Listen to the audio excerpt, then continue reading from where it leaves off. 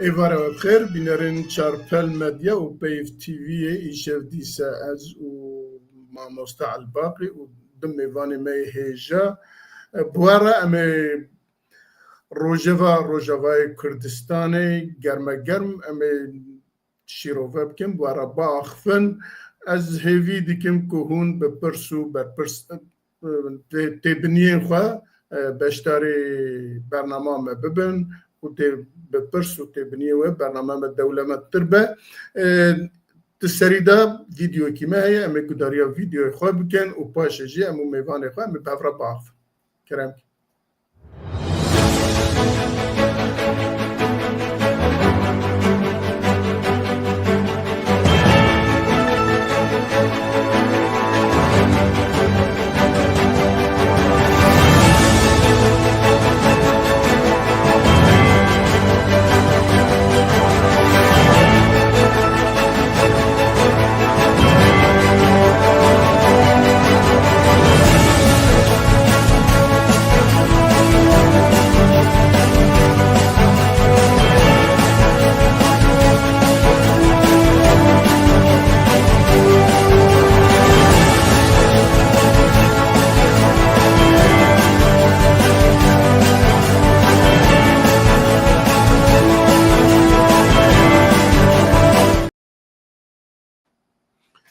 بله ایواره خوش کرما خو میوان مجی بینورم بله میوان ما رئیسدار عبدالباسط حمو و هروا جوان والی و هفکار من عبدالباقی حسینی و انتو هر سجی بخیراتنا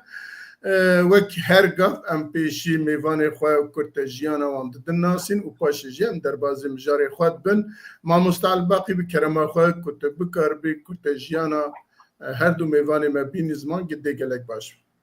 بله سپاس کک میرزا تماشاوان هیجا بناوی پیف تیوی و چارپل مدیا و خیراتین بتوتابات کن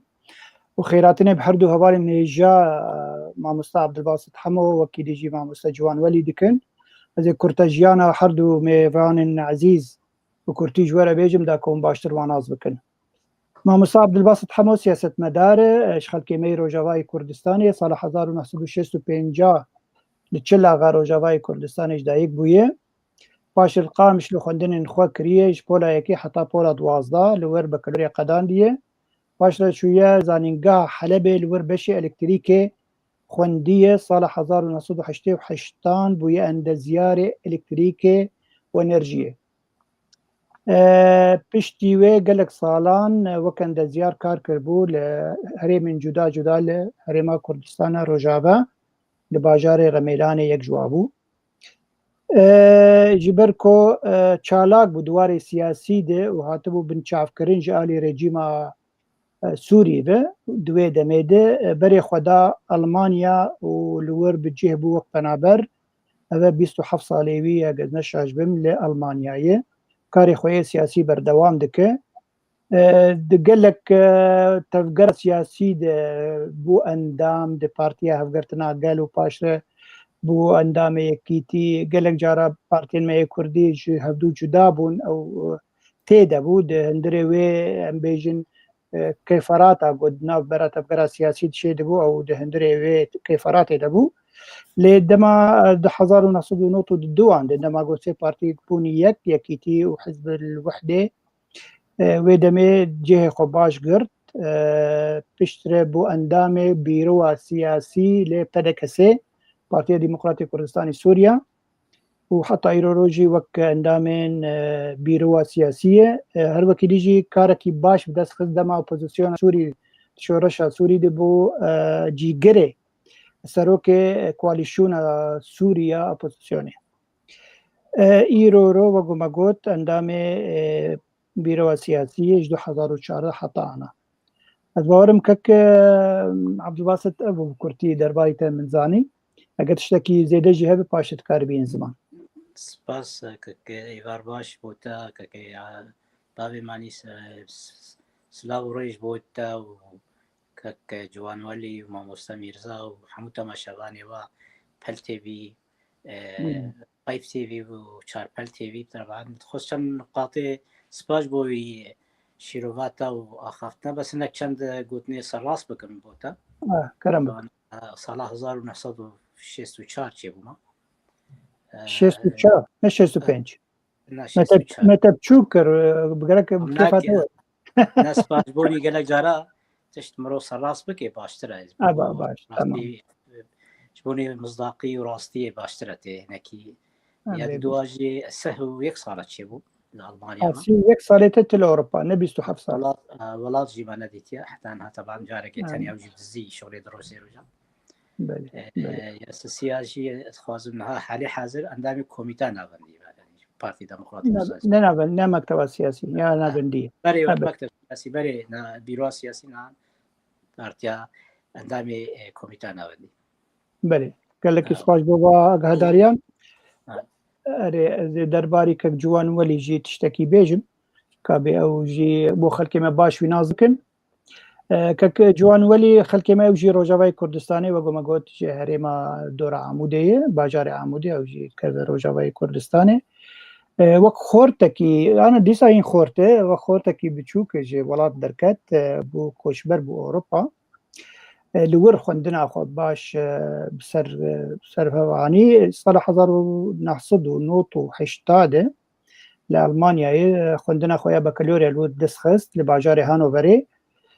پاش دیبلۆما تەکنۆلۆژیە دەرمانان لە زانینگەها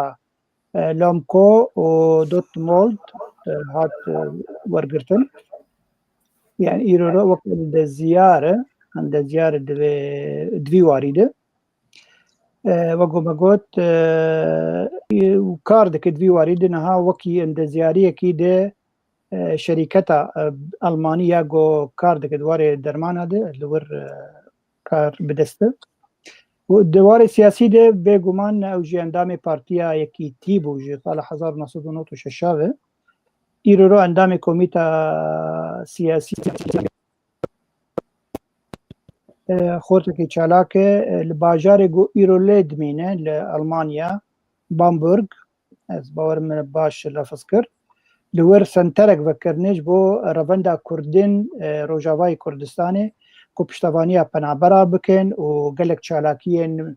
نتوي لدار دخن وك ججنا نوروزي و هر وكي ديجي مثلا چاندهي كك جوانا تاني درباري جيانا تاقر وكك عبدالباسط تشتكي تخوازي لزيادة بك كرمك نا قالك سباس از سباسيا ودكن شوية كاك عبدالباسط كاك ميرزا هم في فارهاني وبيكودور درباسكن سباسيا ودكن في اشبو في بخوندناوه از ناخوازم تشكي دي لزيادة قالك سباس بله ما مستعل باقي قالك سباس وام يكسر دربازي برنامه خود بن برا والي ما بشت پرده پرسا ما عولي بري ام دزان ابا قدامكي دريجة دنا بين الريفابريا خسر ياجي هسده و حكومتا كاتي سوريا جنگشي كي ياجي نقاشة كي كو عسكري هي كو تخازن ياجي جالي بلكي هنا كي درو دور دم واجي او تكن كو الشر وان دركبه دمكي بري كل حسيتي وباشجي لسر بري دنا بين واندا شر دركت حتى هنا كاس هاتن كشت هنا كاس مرن لي باشي بدنگ ما لي ابا بشتي هل بجارتن كو دروج بري سوريا تشيبو اللي هنا كي درين سوريا تشيبو او كان آلیه حکومته یا جی لشکرین حکومته لهر دو تاغن که بیجن زکا نرما که کردای که شرعیه خواستن لوی هنه که حاضری کرن و پاش جی ایریش کرن لوی تی گوتن که دو عسکری او که هاتنه دو عسکر هاتنه کشتن و هر وقت تی گوتن که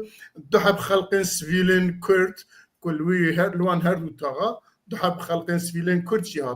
هاتنه کشتن از دخوازم جوی درباره وی شری دا هنکی آگاهداریین کنکرت جبو بشتارین ما بگرم کالوی چد به مسئله چیه چما افتشتانه و ها پیکتن دقومن اما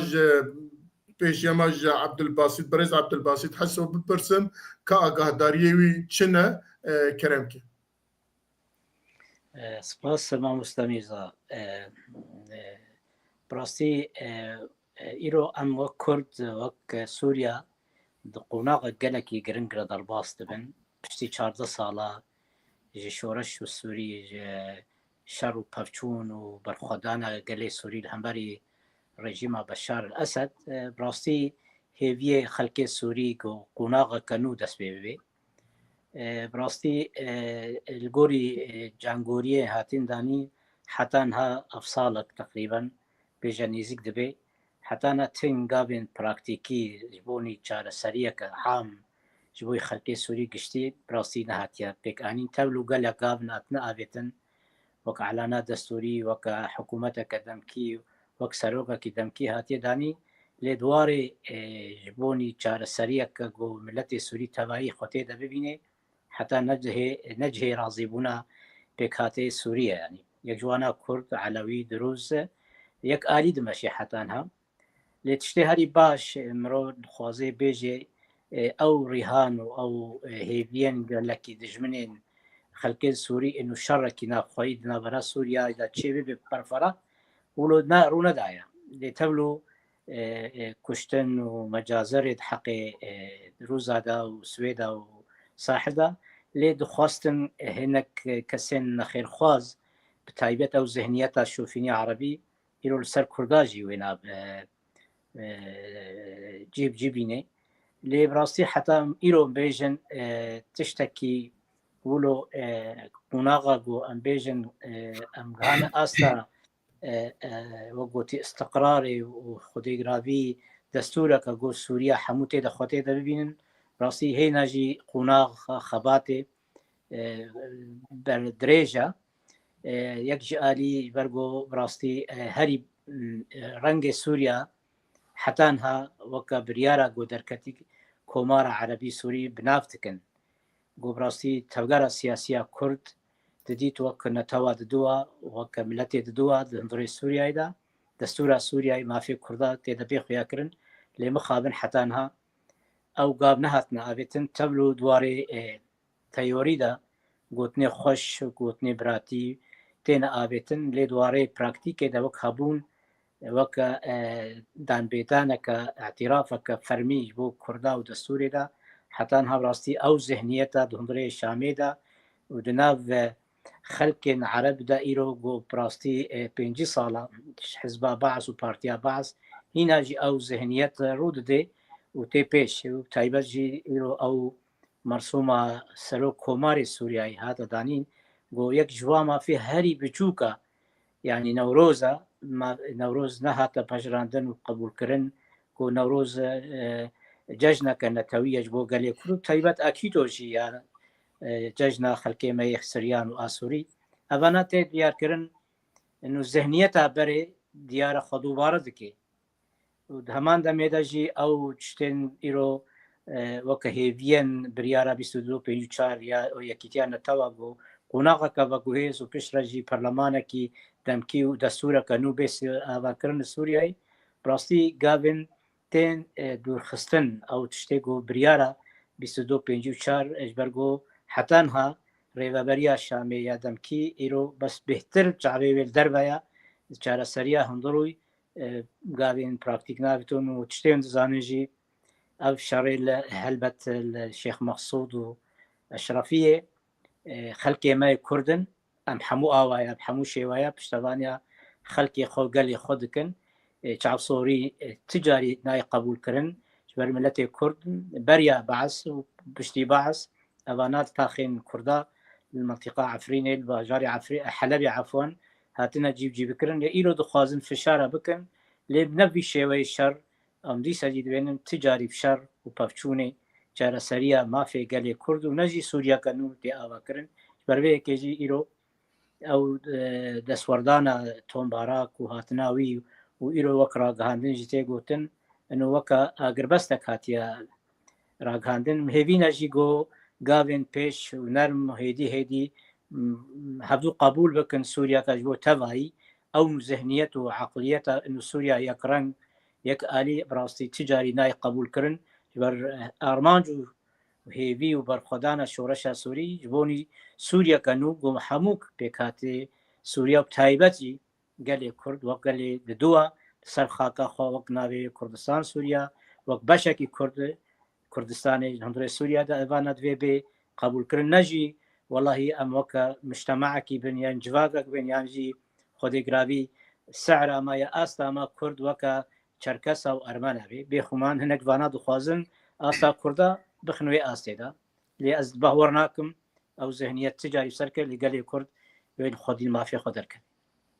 بەڵێ گەلێکی سپاس ئەس وەرم بە بڕێز جوان وەلی بڕێز جوان سووریا لە سوێدا لە تاغا دورزیە لە هەرێما دورزیە جەربان پێشی لە قەراغێ سووریێ بەرامبەر شیعەیە یاژی بەرامبەر علەویên سووریە جەربان لە هەردوو تاغاژی لە هەردوو هەرێماژی بسەر نەکرد دنیا قبول نەکرد دەرو دۆرژی قبول نەکرد ئەوانە پاشوە مەجبور بووان پاشوە گاڵپاوێژن بە تایبەت هەرێما کوردستانی و ڕێڤەبەریە هەسەدە کو ئەو قەسە خۆیی چەکە خۆیی منازەماتە خۆیی لەشکەرە خۆیی نزانم چییە بەشەر چییە ئەحمەد شەرعە یاژی حکوومەتەوی چاوا دەوێرە لویا لە بسەر نەکەت ئەو قەسە ژعالیە عسکەری و ئەوکە کێم بوون لێ تخوازە تێ جارنا لە ئالیە کورداژی لە ئالیە دبن ئەوکێ هەسەدەیە داژی تەن ئێریشێ واندەرە بکەن یاژی تخوازە واندەرە تەبێ هەف بکەن و هەروە هەردوو تاغێن کوردی نێزیکی 400,000 کەس تێدا دژی ئێریشێ وێ بکەن و جارناژی نەڕەحەت بکەن ئاداویە ژی هەردوو ئالیا ژی gelek hinek kes hatine kuştin sebebê wî ez dixwazim sebebê wî bizanbim ka dixwaze çi bike yanî şer'a hikûmeta şer'a ya jî ew ki şer'a dixwaze çi bike li wê ya jî bêjin hinekî derûdorindin han didin wan ya jî ew didin wan ku ew êrîşê wan dera bikin û tevlî hevî derxin ماشي gelek spas شخوك تاني زمان ji ber avê yani wek mesela sahilê Sûrî di dest pê kir wê çaxê gava ew gelek kesên çekdar ê vê îdara demkî vi girêdayî berê xwedan wê dike û mixabin li wê dike ji xwe gelek tiştin xerab bûn belkî em karin çi bêjin dikarî bêj ew herema herî zeîf bû di wê dema hanê ji ber got bêtir Beşar el-Esed li ser wan dihat yani hesibandin برنوجي يعني انا بلكي هجر كرد بن اهل السويدا بن بجكي برنجكي دنه يعني وكبي او كسي غابا كسي برآبي او سوريا برآبي وكبي برايمي علوي لوي هرما هاني بجكي روشاوان دنارينا مدهين خراب تربو يعني انه كسكي بلكي غابا يعني كاريبون جنهوان مزن كربانا دريا انه فانا وكبي فلولن كسن ببشار بجريداينه بنظامه وبرجيمه اسد وجبرلو جد نارينا مد بلكي قال لك تجيبون هناك هاتن درخستن لي بيتر غابا جبري خدان سويدا مساله بيتر اشكربو يعني دنارينا مد مساله او تشتي السويدا تشيبو هاجر جينا بايا بلكي وتشتن خرابتر والبر افا تشيباد منطقه ساحلده وبلكي كسولو بوي مزنبونا هاني السر نسكن يانا جبرجو او تهماوان جنهيوان وقت بحاضره انه ابانا كسن بفلولا بجريداين كسن برجيما اسد بجريداين انه دخازن ورجيما هاني بجرينا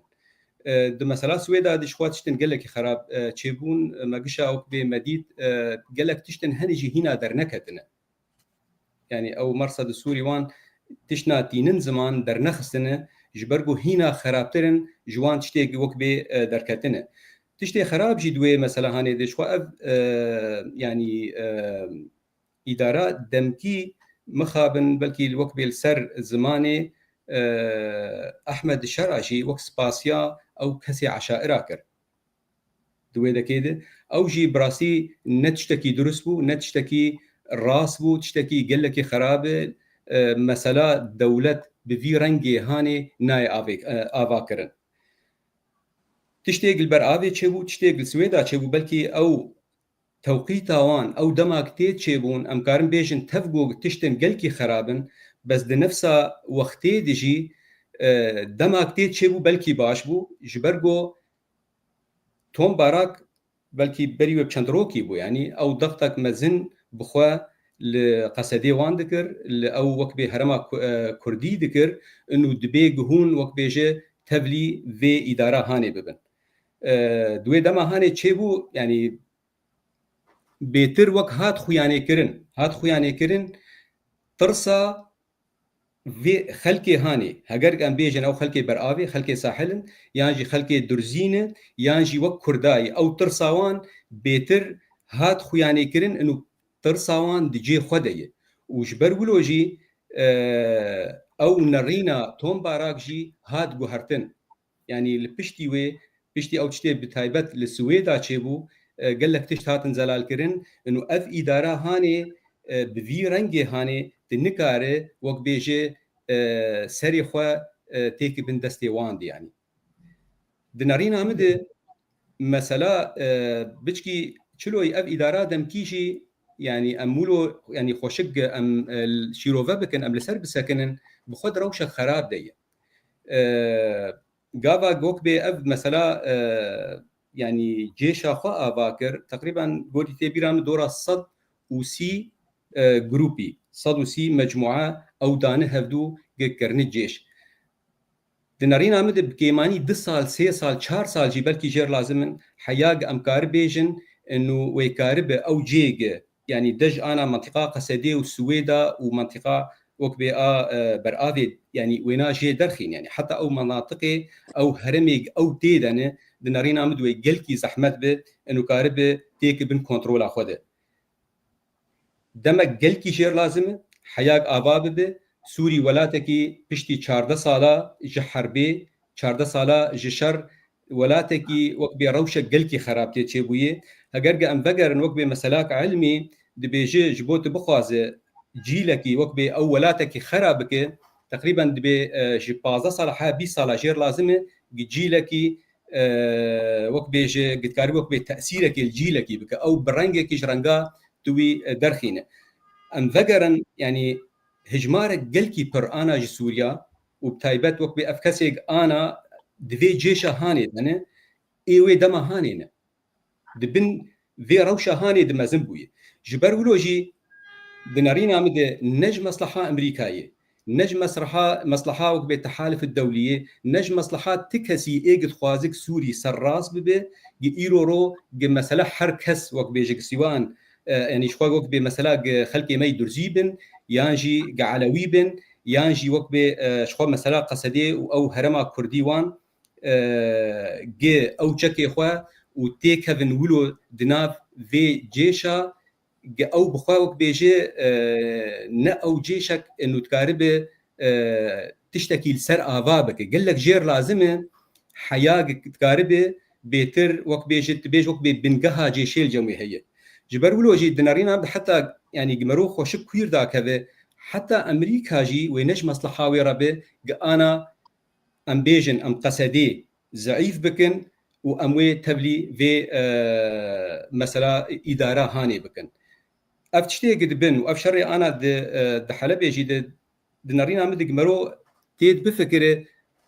يعني قصدي خردبوناوي نتشيغ مقصود واشرفيه دي ندوي دكيدي يعني بتايبت او سلاح خوي جران شخوات تدي الجوري او اتفاقيه هاني جرك شان دي الجوري تيغوتن شخوات تدي اف مثلا يعني دبيجن سدما افشري هاني انه انفاقن شيء وقبي قصديه وكبي كردن الويدك انه وكبي كولانه وجهاندنه او هرما اداريه تشتكي از دبين مولو نمنطقيه باوريام دي بيتر مساله جولو مستر مساله شوا بري چندروكي بو غاواك مديد يعني سروكي ادمتي سوري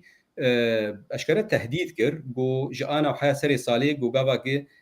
قصد بو ني تبلي منبه بو ترك ويوان يعني وشر وان بكن ابا وك بيجي تهديدك مباشر بو ايرو رو غاواك الهفدور ونشتنا انا شوا تدير سر نوچه جي دركتن لسر تلفزيونا زبارت كم يا سبي يا دسبي ووزير درفا سوري شيباني وسبي هر تركي يعني قابا ثوان مثلا بهدوف جريدة تزانه انه اف ضغطه بيتر ضغطه دولتها تركيا لسروان كسي بيتر جروبي جبوان بجريداينه عمشات وحمزات وانن ايج بيتر شخوا او هرما هاني بندستي وان دي وجبرولوجي اف مساله هاني تين وكبي يعني تكاربيج قاغتن ضغطين لسر قصدي انه بيتر تنازلاتا بك يعني قالوا حا كويدكي اف مساله الشر هاني بمساله هاتنا توم باراك وبراد كوبر بفي شريف جريداي يانجي بري وكبيج او تكاربيج او وكبي او ديتناوان بري هاتبو نشاكرن ام نزانن دباوريا مد بلكي از وي باوريه دم انه بري هاتبو نشاكرن واف مثلا هانيجي كوري جديد جريداي بله قال لك سباس ما مستعل باقي يعني شما ايرو يعني بشتي واف قصب يرچبونو وديد كو بسر ناكبه وهروها ام دزانن كو تركيا جالكي و زختت سر خسر وان كو هرما سربخوا يا ريفبريا سربخوا تبلي وان پیمان کو ده آدار دابون وانا قبول بکه و تبلی او که شرع ببه لبراستی و دوین او بینی دیجا لسوریه براستی گله که کارن شرن دجوار جی درکتن و که هر دو میوان مجی بحث کرن لئیرو شرعوی قوتا خوزانه که براستی نکاره برانبر رفبریا خوصر یا جه هسته شرکی عسکری بکه سری خواجی نکاره و دولت در و دور جیو سا زوب زون نکارم که من نافوی شری چما وی بیاری اما مهکیه کت خوازه هنه که تبلیه ویا درخه هم لحسی چه هم لسر پره و هم جینها هر دو تاغن کردی لحلبه سبب و ده بگیجه که آرمان جوی چیه بله سپاس کاک میرزا براستی هر دو اوالا قلق تشتانين زمان مسألة چیه گوتنك عربي هي دي بكسر العظم يعني كي هستية يدي بشكينة داكو كارب دوزين خوك برتربك يعني اب مسألة نابرة هسد يعني بيجن هيزن سوريا ديمقراطيك ودى صلادارية كاتي لشامي او هردو وقول بهانات قارن كاربن كي يدي بخينة داكو ما في كيمترين بدس بخينة يعني اف نرين قلك هي بيقو مان وقو كاك جوان يعني زمان الرول تركي قال لك يدي مسألة هي وتخازن ما في كيمترين ما في كرد بيبدأ خستن الرجاوي كردستاني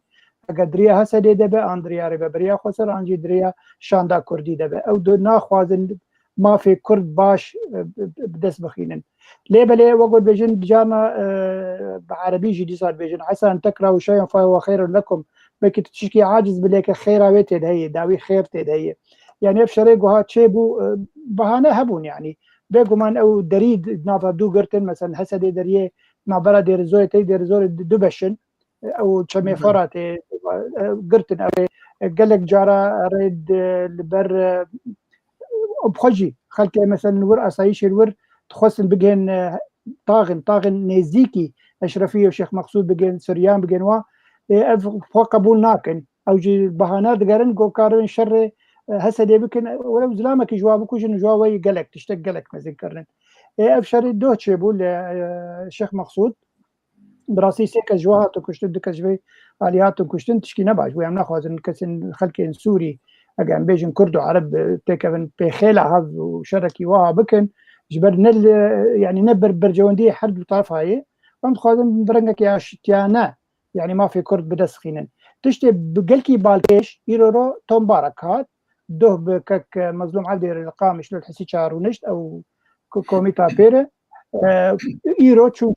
چون شامه دبيجن اغربستا راغاندن ليبلي بري هما كارم بيجن جو بروجرام دس بك تشتكي قالك بالكيش هاتن غوتن جو قالك نقاط قالك خالن باش هاتن جنگ شكرن لشامه دريا نابرا اجن بيجن جنرال مظلوم عبدي وسروكي كاتي احمد الشرع وجروباوي دبيجن ئاگربەست بێ بکارانین ئەو دەریێنگ هاتنە گرتن بەرە هەردوو ئالیا دوێ بێڤەکردن خستنن بالەفرگا قامشلو کاربن دیسا ئەوجی خەلکی ژەژوەرجی هەرن بێن یعنی دەستێ ڕێجیمێ ئانجی دەسەڵاتداریە تێد هەبێ وەکی دیژی دوێژن ji بۆ مەسەلا نەناڤەندی نەما مەسەلێ سەکنینێ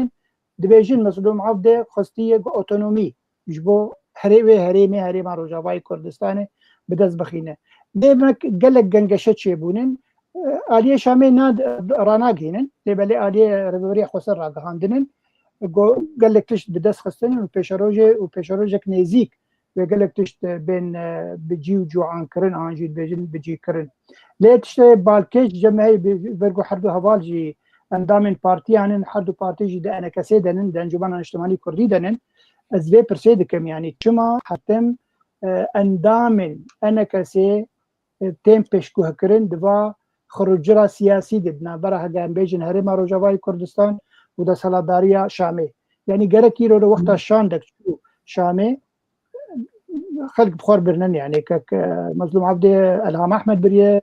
seroka YPJ biriye karî bû yek endamekî ji enekesê jî bi xwe bibe ji ber meseleyê Kurdî ji tê münaqeşekirin yanî meseleyê Kurdî tên مامۆستا ئەمێ وەرنەوی خاڵی ئەمێ وەرنەوی خاڵی دوێ دە پرسێمە زعفن بێگومان ئەو دخوازن یان لێف شەرێ هاژی کاربی نەرینە یان وەختا شەر مەسەن دەسەڵاتداریە کاتی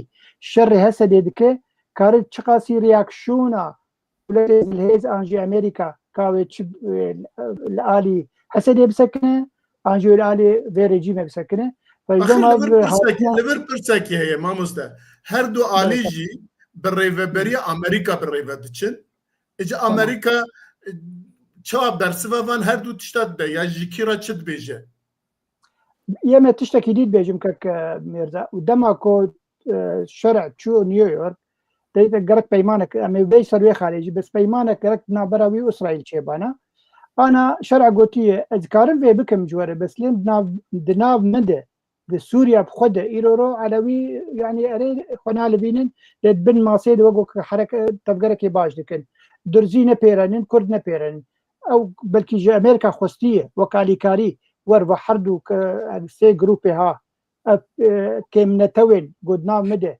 têken bela têkin ev desthilatdariya ku îro ra min Sûrî dimeşînin wê çaxê ez karibim peymanekê digel İsraîl deynim kar ev jî hebe yanî hatina Thomas Barak yan Tom Barak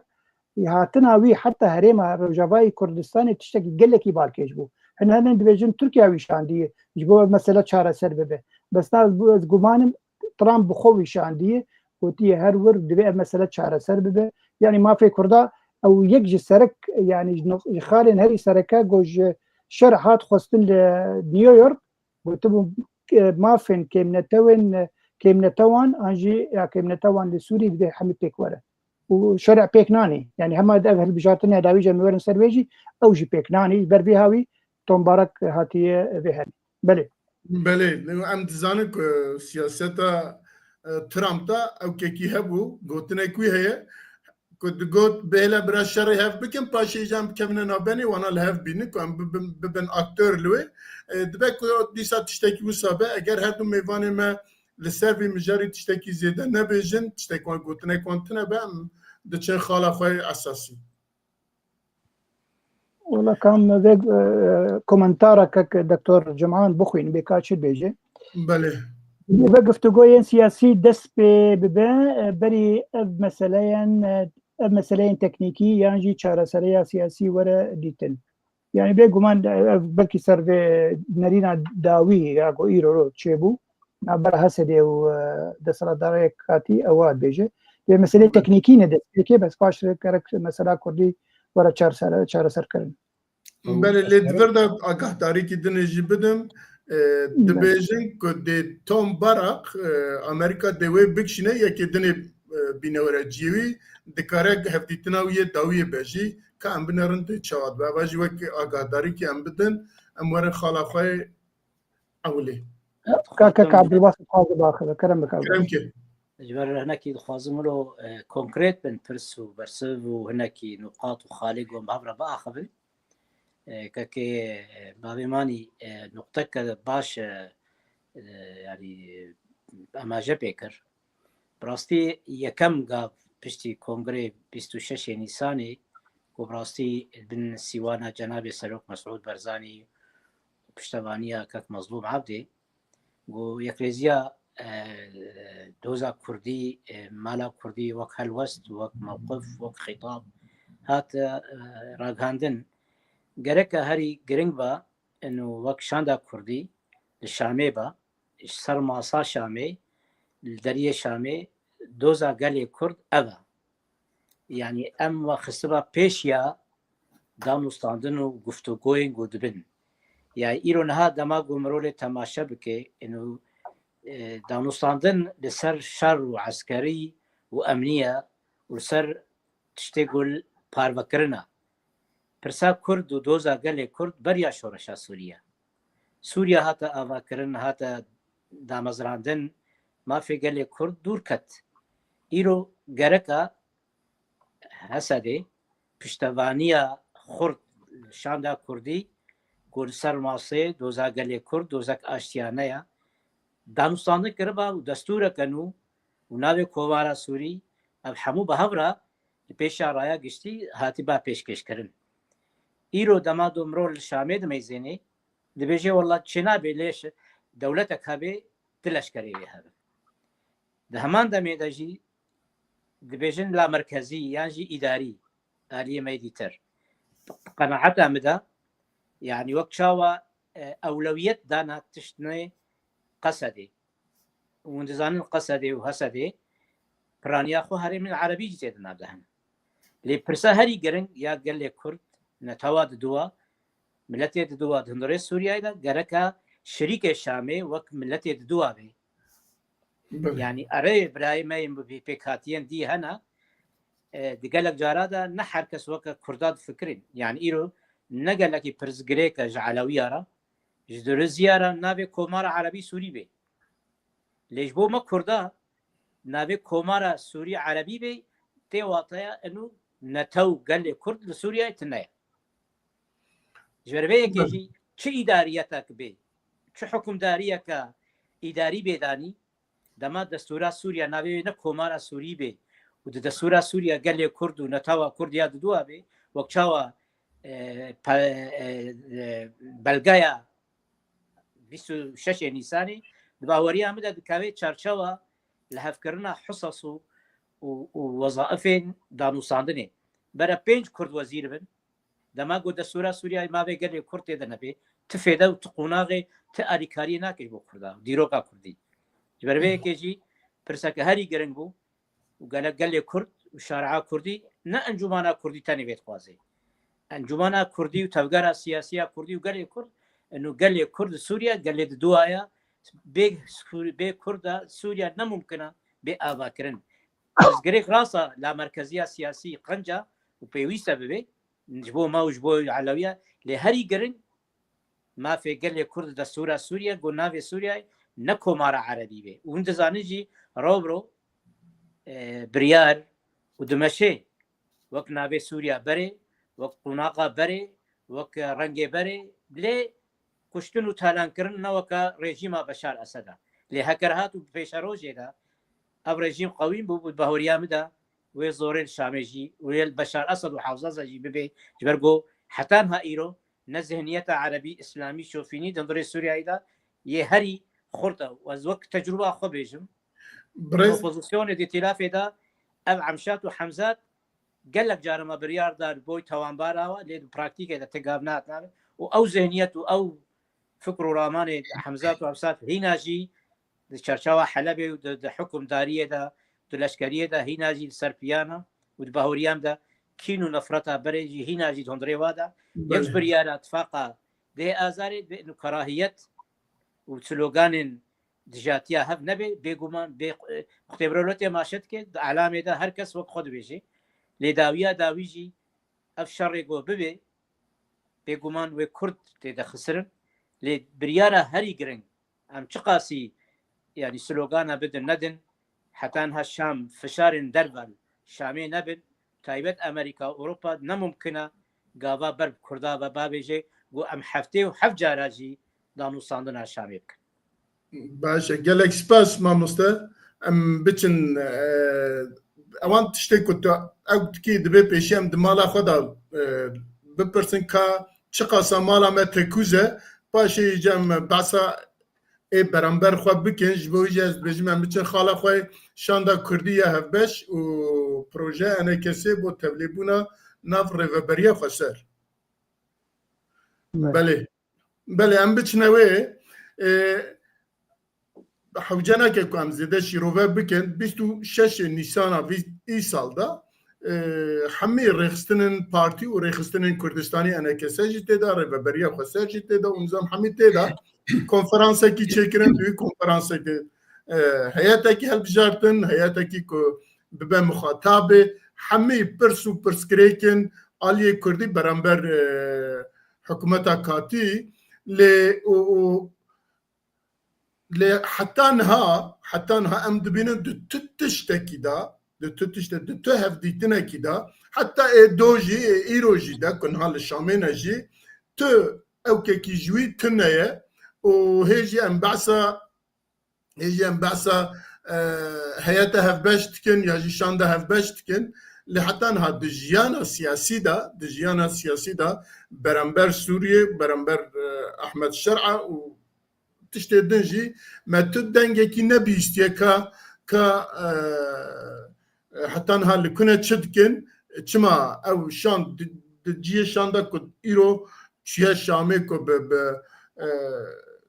قالكي او كان الي ريفبريا خسر كل وينه لي انا كسي يجي افن الين دني كسي كي تنتي دا يجي وك هياتا هفبش لوينينن سببكي او وتخوازم تشتكي تنجي ليفر ببرسم وقتي كو اف كونفرنس تشيبو قالوا دوي كونفرنسي دا انا كسو اليندن دا خواز نكرن كو دناف ريفبريا هريما روجاواي كردستان كو ريفبريا خسر دبيجه كو ببن خويه كار تدا بيجن للبلديه كي شهروانيه كي یکم هی برای دودجی انا کسی جعالیه دم ببن هفکار ریوبریا هرمه حتی او که وساجی هیچ نووا انا کسی خواست داخواست که تشتک سات کلی ده هفدیتنه ده یا جل هفکرنه ده گلو خاله کی وساجی هاتبو نویساندن خاله کی وساجی لسر هاتبو او کرن که من ندیتبو اما یکسر دیساج ما مستعل باق البسيط ببرسم كو جبركو يك اوكي انا كسيه جيت برس من برس دي كونكريت يكسر انه تشلو يعني تشنا تشتغل كيفيزا برسام كونكريت يكجي تشما انها هيئه هفباش يجي اوكي هفباش دانوستاندني هاي داويه برامبر حكومه سوريا وبرامبر او كان امريكا كو توم باراكو تشوير لوان هفديتني تشيكري يجي تشما اون تيدان يجي انا كسي اليدن تيدانينه ابا يك ادو يجي وقت وي كونفرنسي دا قالوا دويدا خالك هبكو انا كسي اليدن دخوازن ببن هف باركي هف بشكي كو دناف ريفبريه دا جي بگرن خالك يوسهبو تيدا وانها انا كسر داخواست که دویجه امجی تخوازن بکوین ناو ریوبریه نبوي الشيوية ذهنك براي خورزرال بكم بريارا بيستو جوينا بيستو شاشة نيساني كوميتا هفباش شاندا هفباش اركي خوا بريارا خويا سياسي دواري اجتماعي دهبو ودواري نتوي سوري دهبو وك رؤية وك ديتن او پێویست بوو وەکم گوت گەرنگ بۆ هەری ئەولەویەت و گوهدان لێ بووبە ئەو ئەو شاندا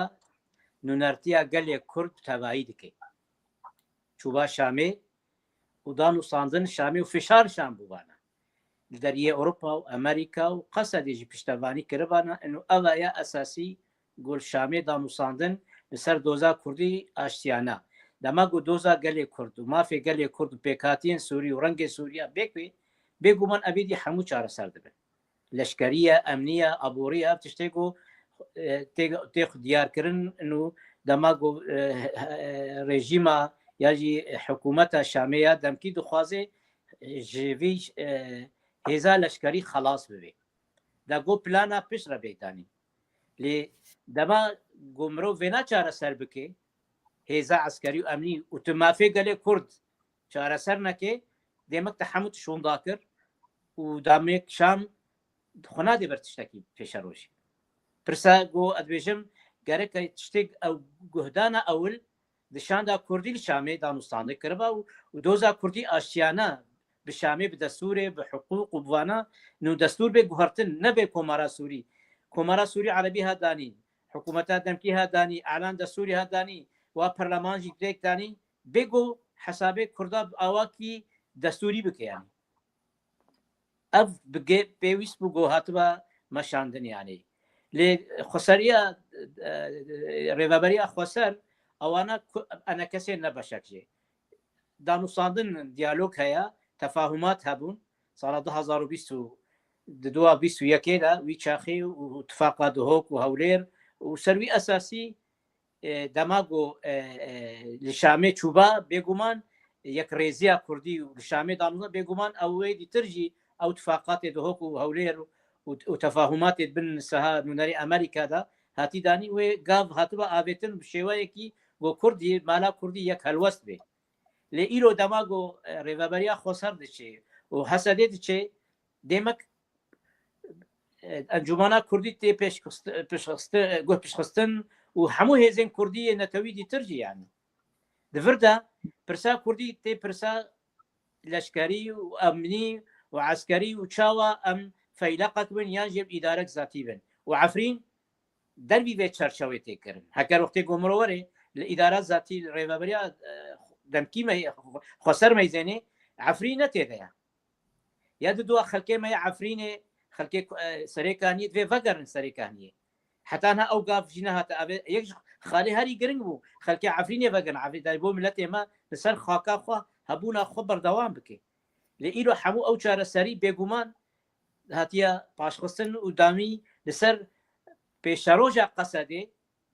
دهندره شامه دو لشکره سوری دا چاوای و اعلام عربی رادهانا عربی سر به ترکیز دکی بله گلک سپاس از بین با برز جوان همان پرس جبو برز جوانه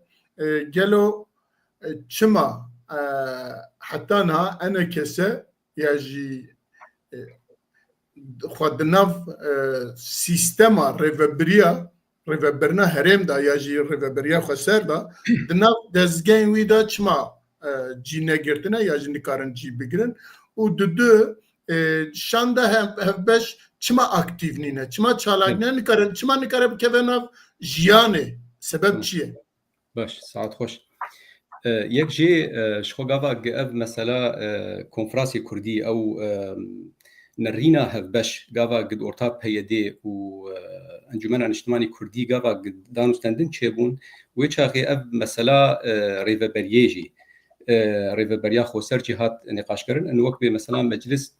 خود دبر يعني ويد بينه ان ويد مسلين و چاخي مجلسي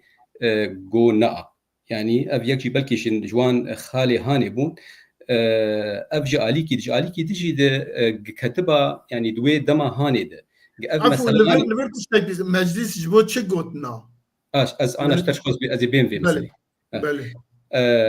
جبرجو ويتشاغي شخوات ضغطك دوليجي هبو حتى السر وكبي حردو الياجي انه دبيق وكبي مثلا زوكا اف نرينك كردي بي افاكرن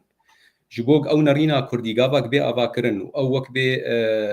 شاندا هفبجي دبي بي تشيكرن جبو افانا كاربن بزمان كردا مثلا دانینا دستوری ده اف گوهرتنه گوک به دولت سوری دگه چه دبن گو کرد جی خوته ببینن مثلا او مترسی جه چبو ترس جویده که بو انه مجلسها کردی انجمن اجتماعی کردی و مثلا پیدوان گتیک هم وی گفتگویا هانه ده دمک یعنی گلک تشتن و گلک کلو تشتن بچوک تید هنو تشتن مزن هنه یک دناو وان دو وندا به و داوی که تعدي لا او وك بيتشيكا برسكريكا كردي د سوري دبكه انه يكجي مثلا او نرينا هذبش هات اباكرن او شاندا هذبش جبرلو افحردو خال اي وكبي سركبو افانات دفابون بكين سري جبوك او شاندا هاني يعني هر بري خوا بد حكومتا دمكي وكارب السروي اساسا هاني بير تيك هذا ديالوج كده دفرد چما حتى انا وكبيجي يعني نهاتي جياني او وكبي شاندا هذبش ابدا اليه شخو حكومتها دمكي دي دفي وكبي اداره دمكي ده حتى انا يعني او درفت نداي قبول نكدي قبواروني يعني نسو جي في شاندا هاني شاند حاضره اخر ليفر بريز جوان اخر ليفر مجي جبو مثلا هفديتنا ايرو اگر ما بگوتا اگر آلیه کردی بگوتا مخاطب شاندا هفبشه بوارا رونن دی مجبور شان بوارا رونش تا مجي دخوازه گسا نکریه تمام از اشتر یا چه هي بشكي بيم شفدو وقتين شانتا كردي يعني رنگكي وي هي در وكبي ما في كردا يعني دخوازه قصدي او مثلا ريفبريا خوسر او مثلا قدنه عرب جي دنافدنه كرد جي دنافدنه ن يعني كاري وي وشاندا كردي شفدو جدايه واباد دسبيك جيده انجمنا نجتماني كردي جي ولو دخواست يعني راست نراست او مثلا قدنه بلكي انا جبرولوجي بلكي انا تي يعني جبرو مثلا دوي دما هاني ديك دوي صورتي دبو انه او جيروك وزو بمشن جبرولوجي لسر دخلا هات تركيز كرن شاندا هفبش ونرينا هفبش انا تيخو يعني كرن ومساله قلكي دو دريج ببه اداره دمكي اشامي نحاضره وك ما مصطفى عبد الباسط يعني زمان شو خنادبر او بيتر جير يعني بيوستي مثلا اف وك بي جروبن اي وك بي تشكدار اي وك بي لشجري دوي مثلا هاني الزلال بك ابدا جير نخمه مثلا كرد هجر يعني وك نمونه قلكي بتشوك مثلا ججنا نوروزي وك بي او فرمانا بري دوب بير بدركت يعني تشتكي قلكي خراب وك نمونه قلكي بتشوك السيرفي مثلا انه اف ريب يعني اداره هاني بتشرنجيد فكره شو قابك ام فقرن بشتي في اداره هاني كتيه وك بيجي بشتي كتنا رجيمه بشار وهاتنا في ريفبريا انا تبني بتشكرني يعني يك جي قابك مثلا او الاعلان الدستوري بيك انين قلت لي فقره قوتنا ديمقراطي تيتنيه ما في فان بيكاتيه سوري نج نزيك نج دور تشتك تيتنيه ما مصطفى عبد الباسط جاني زمان مثلا نافي الجمهوريه العربيه السوريه شخوت دي وك بحمك هسيج وك بيجغني عرب وان يعني تندك اعترافي بوان ناكي ايرو دوب بيربو شخوا مثلا هالبجارتني قتشيبون شخوا براستي مثلا وك بيكانينا قلكي مزنه انه افري فبريا هاني وان جروب او وك بكوميتا بلند هالبجارتنا وان او وك دس نيشان كرن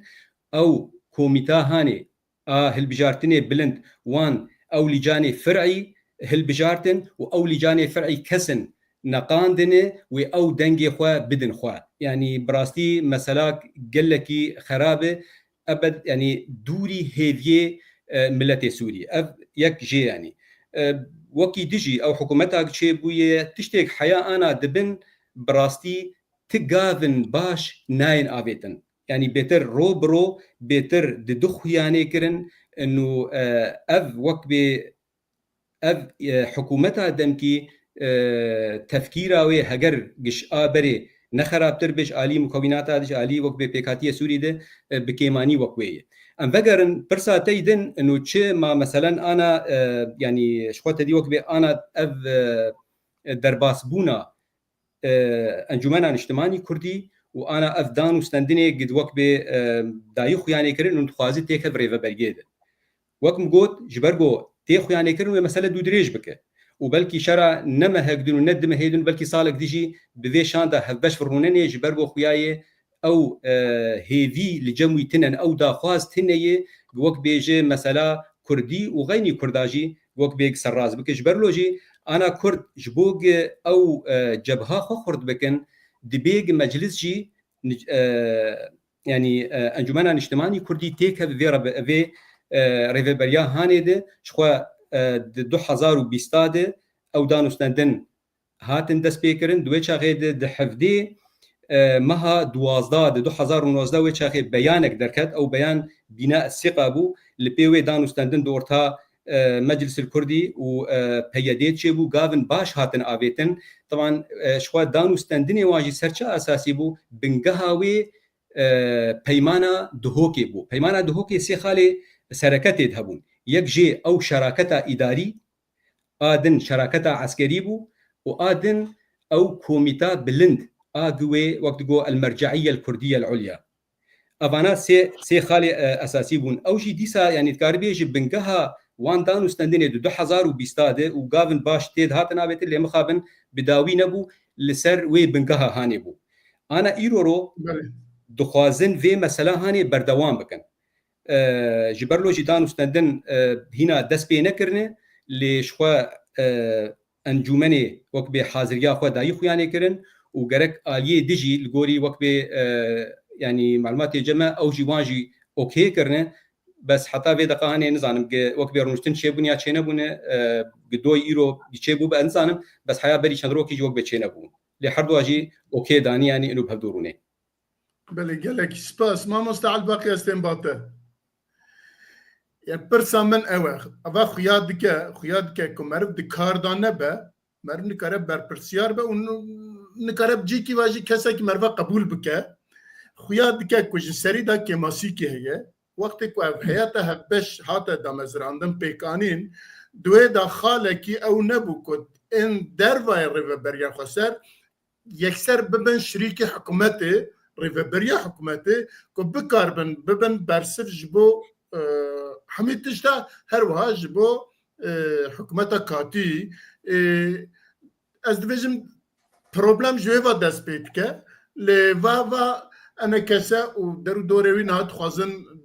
او که دا ببن شریک لکار ریوبریا خسر بیا ده چوا قبول که چوا ارگانیزم که چوا چه بکن اوانا تشتا که دتای نه لبديتنا من شاندا كردية هفبش حتى انها كنا كارية او ببا بروبلم نا حكومتا كاتية بروبلم جماتي يا شريكة ماتي دبي يكسر بيجا اگر او نبن ام جناين هفديتنا دي تشوابه يعني بديتنا تاجي نفسانا كو انا او انا بو چنجر دچن هفديتنا تكن دچن فرنسا دچن نظام كود دچن اوروبا وفلان لي انا كسا يجي بيجن حياتها بس كسا كي جيتنا تدا معنا جي هيات بيجن ام سرنا به حسد دچن سرنا به كردان ناچن لمقابل سرنا به كردان لوينا ولسرنا به كردان سياست كن وحتى انها بيجن عاليه دنيجي دوي واردا بدنگ مانا يجي ب نكارينا تشتكي بكن تو چت بيجي بروسي قال لك تشتحنن جو يك دبي وايد باخذه ام بفي نبن يم بلكي از كاربن بجگري جبرس كسكي سر بخوم ما هوالي دي بلكي دبلوماتن كك عبد الباسط وكك جوان نكاد حميد تشتي بيجي تشتي بيجي تشتي بن مرشكيد وتشتي بسر مرشكيد بقول بيجي اخر دبي كسن سر بخو بكاربن وان تشتا بيجن كو وانا جي بزام كا ماسيوان تشيه بيغومات يعني تبغي نبي يرو هجم بيجن ريبريا خسر وهسده طيبتي هسده جبر يعني هزك الاشكريه ويرو دسراداريا كاتي لشامي او حسابه جي به هزير دك هزا الاشكري دك وكي تجي ريبريا خسر يعني ام بفي نبين او دخوازه هجا قزنجك هبه دبيشروج بو كردال رجباي كردستان بدستي بيدبه يعني نبدستي انا كسيده انجي حتى انا كسيده الشريك بشيره يعني ابي يا هري راستيه مثلا حردو بشا جو بهفربل يعني انا كسي وانجم يعني انا كسي انجمان اجتماعي كردي وربريا خسر بهفر وكشام دك هرن شامي افجي قالك قفتو هاتنكرن براستي حتى دما داويد جي انا كسي قبول نذكر بشك جري ربريا خسر دقو امنا بن شريكي وخوينا قوار جاندي حقي ملتي كرد ده حقي خلقي روجاوي كردستاني يعني تشتكي راسليه لێبەلێ لێ دەما داوی یعنی ئەم کەسن وەک سەربخوا مەگەلێکشی یعنی بوون وەک شێوەردار ژیانەکە سێرە ئەنوە بریا خۆسەر گەرە کونج دەستی خۆ بەرنەدەن ئۆکێ ئە تشتێک گۆچێ بوو قەدیە هەمکارم بێژن ئیرۆ ئەم شریکێوەش ئیرۆ پێبێ تشتێ باش یعنی تشتێ باشون بکن ئەم شریکێوە ئان تشتێ دەیرۆکا گۆچوویێ برێڤەبریا خۆسەرش 2012 حتا 2024 ئەوە مێ بدن عالی یعنی گەرەک یەک منطقەکی ولۆ سیاسی خۆشک بفکرێ کۆکاری بکەماسی ملەتی خۆ بپارێزە وجبەر وی هەوی ئەف پرۆژەیەوە هات لە دارخستن یعنی کە جوان هەنە خالجی هاتنکردن یعنی ئەوە دگوت یعنی ئیرۆ حتانە ئەو گەنگەشە چێ دەبێت نابەرە ئەنجومانە نیشتمانی کوردی و رێڤەبریا خۆسەر دەبێ هەگەر ئەممە هەم هات لە هەفتوو بکەن مەسلەی ئیداریە مەسلەی عسکەریە مەسلەی سیاسینن بێت هەمیتیش زەلال ببن و بتایبەتی یعنی لەشکرên ڕۆژ هەنن ئاژی پێشمەرگەی ڕۆژاوای کوردستانی هەنن گەرەک ئەوژی ببن بەشێک ژێ هێزا عسکەری لەبر لە ڕۆژاوای کوردستانê gelek nakokî henin ebûxwe yani gelek nelhevî henin lê belê bawerim gerek nêzîkî hebin yani tiştekî gelekî bin êşan do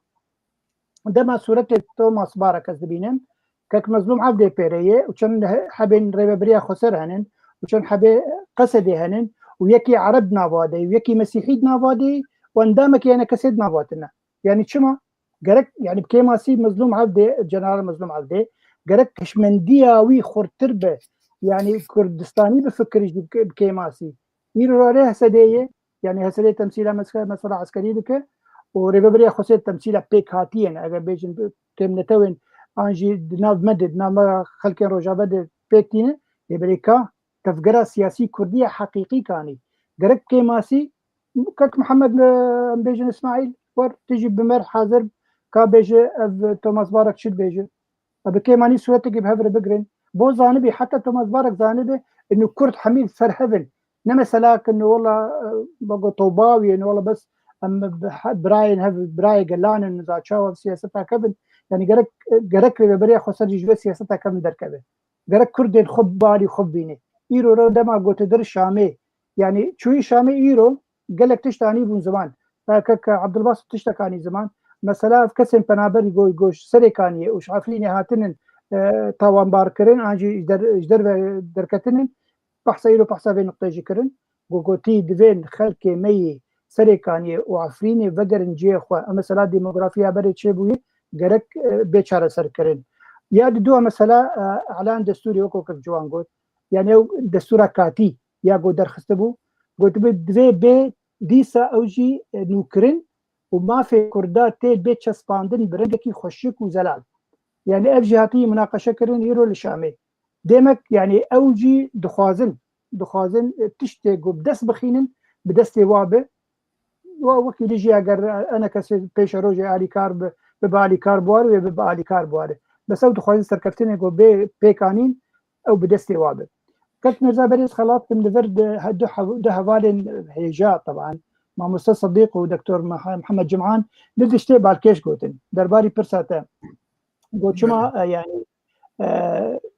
شاندا كردي ناره كك صديق دبيجي دبي بكاكي ناهله بكاكي تخوازي حميد تشتيغو بيك ورد دستي في ريفبريه لبي جبر هوالي حبال بندي وينن وبدستي هسدي بي ليبلي كك محمد جمعان شد بيجي دكتور محمد جمعان دبيجينا داخوازيا ريجيما كاتيل شامي او ناخذ مساله سياسي چاره سر بك تخوازي مساله عسكري چاره سر بك ومساله سياسي كردي ما في كرده مش جوه بك يبر في هاي لكن انا كسي ناشم بابا كسا سردانا شامل لكن ليه تشتكي بيجي هي بالكيش دما داويده دعوه ناميك جد د سلاطه كاتي جبو انا كسي تشوبو كتبو ورن وكارم هفدور ببينن بيجو يعني دمي تعيين بكن ودمي رياكشونا بريا خسر قالك يخرج بو وشي نابو قبول ناكن هنا رنشابي حتى هبالين انا كسي جوار قلت من بريا خسر قلت بو خرج جرا ونحرو درين ونحبو هبدو جبينا دبين شما يعني وقت شاندي دو ما امنارن يعني حتى ابنا كوكي تشي بو يعني نابرا حردو طرف عنده حردو عنده لهندري روجاوي كردستان ازي بدارم يعني وقت مروفكي كرد سربخوا اسحزكم جور تشتكي باش دس بخن خلكي ماي كردا شاندا كردي وريبريا خسر ديالوكا كي باش بكن گو كاربنج ايروبيوي يعني ايروبيوي چ تشتێک دەرباری مافێ کوردار پێ دانوستەندن لە شامێ گەرەکەنە کەسێکی دەهندرێ vê şandê de be belê belê gelek spas mamoste eger tiştekî gotinekî her du mêvanê me din ku lêzê de bikin tune be em vî xalê jî derbas dikin. Ez dixwazim bes tiştek heyî dibêg em xweşik wek bê herek ji alî xwe jî êk hevalê partiyanê jî ê wek bê serbixweşîne em giş herek ji aliyê xwe de. Mesela konferansiyê Kurdî gerek ew nerîna hevbeş tê de muqeddes bijmer. Belkî yek jê ev bû jî gavak mesela îdara demkî şand dûm encûmena niştimanî Kurdî, encûmena niştimanî Kurdî berî her jî terî qebûl kir. Yani wek bê mesela ji xwe destê me ro timî dirêj ji bo me re wek bê danûstendinê bike. Gemkaribin wek bê xidma milletê xwe bikin. Lê di nefsa wextê de jî tekîd kir û neser hesabê ew biryarê konferansiyê Kurdî êd 26 meha Ebrîlê digehatiye istendin yani. Ew mesela hanê muqeddese çi kar bibe ji alî encûmena niştimanî Kurdî be wê wî aliyê hanê de be wê ne dijî wê be. Saet xweş. Belê. Mamoste Abdulbasit qeytê tiştekî bigote te dest xwe bilind kir? لا والله طبعا باش باشه gelek spas em derbazê xala xwe dinê divin ew jî giringiya çûna Ehmed Şer'e ya New York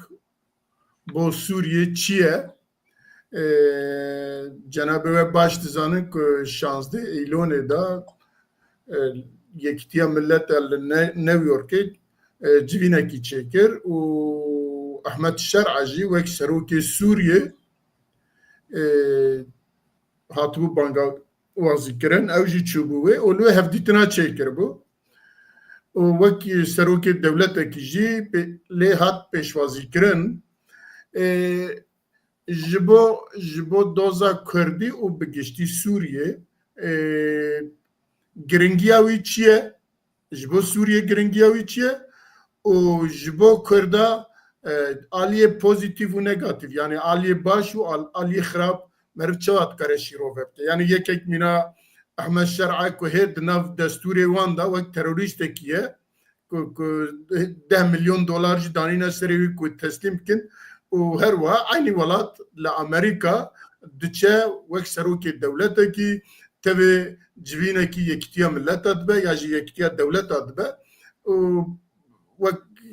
berpirsekî wek serokekî jî tê pêşwazîkirin û wextê axaftina xwe de jî diaxife ji bo Sûriye bêjin giringiya wî çi ye? Meriv çawa bikar be şîrov bike û ji bo aliyê me Kurdar Rojavayê Kurdistanê divê meriv çawa lê binêre. Birêz Mamoste Abdulbasit eger bikar bê. Spas kekme nevrastî çûna serokê demkî Sûriya bo New Yorkê dixwarim di tiştê esasî bêjim. Yek jê diyar dike pîvanên dewlî pêşeroja niha îro dinya tê re dimeşe pîvanên kêb exlaqî dimeşe. Ser esasekî bercewendiyê dilxwaziyê dimeşe. Prensîbê 5 salî berê piştî şerê sar û bingeha destûriya mafê mirova û حقوق الإنسان و دستورات دنیای وک احترام جرا هاتو گوهرتن دما گو دولتك منظم به قوتك منظم به اوانا وک خود مشي گوه نادي تشتري تر شر اوكرانيا يا شر غزه يا شر يعني قال لك تدي ترودانا بشتي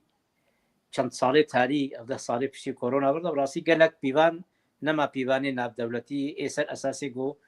يكيتيان نتواصل مشي چاوا اواکی تبریا 3-4 سال ترور به وقت گوتی شتاب خوازه بونی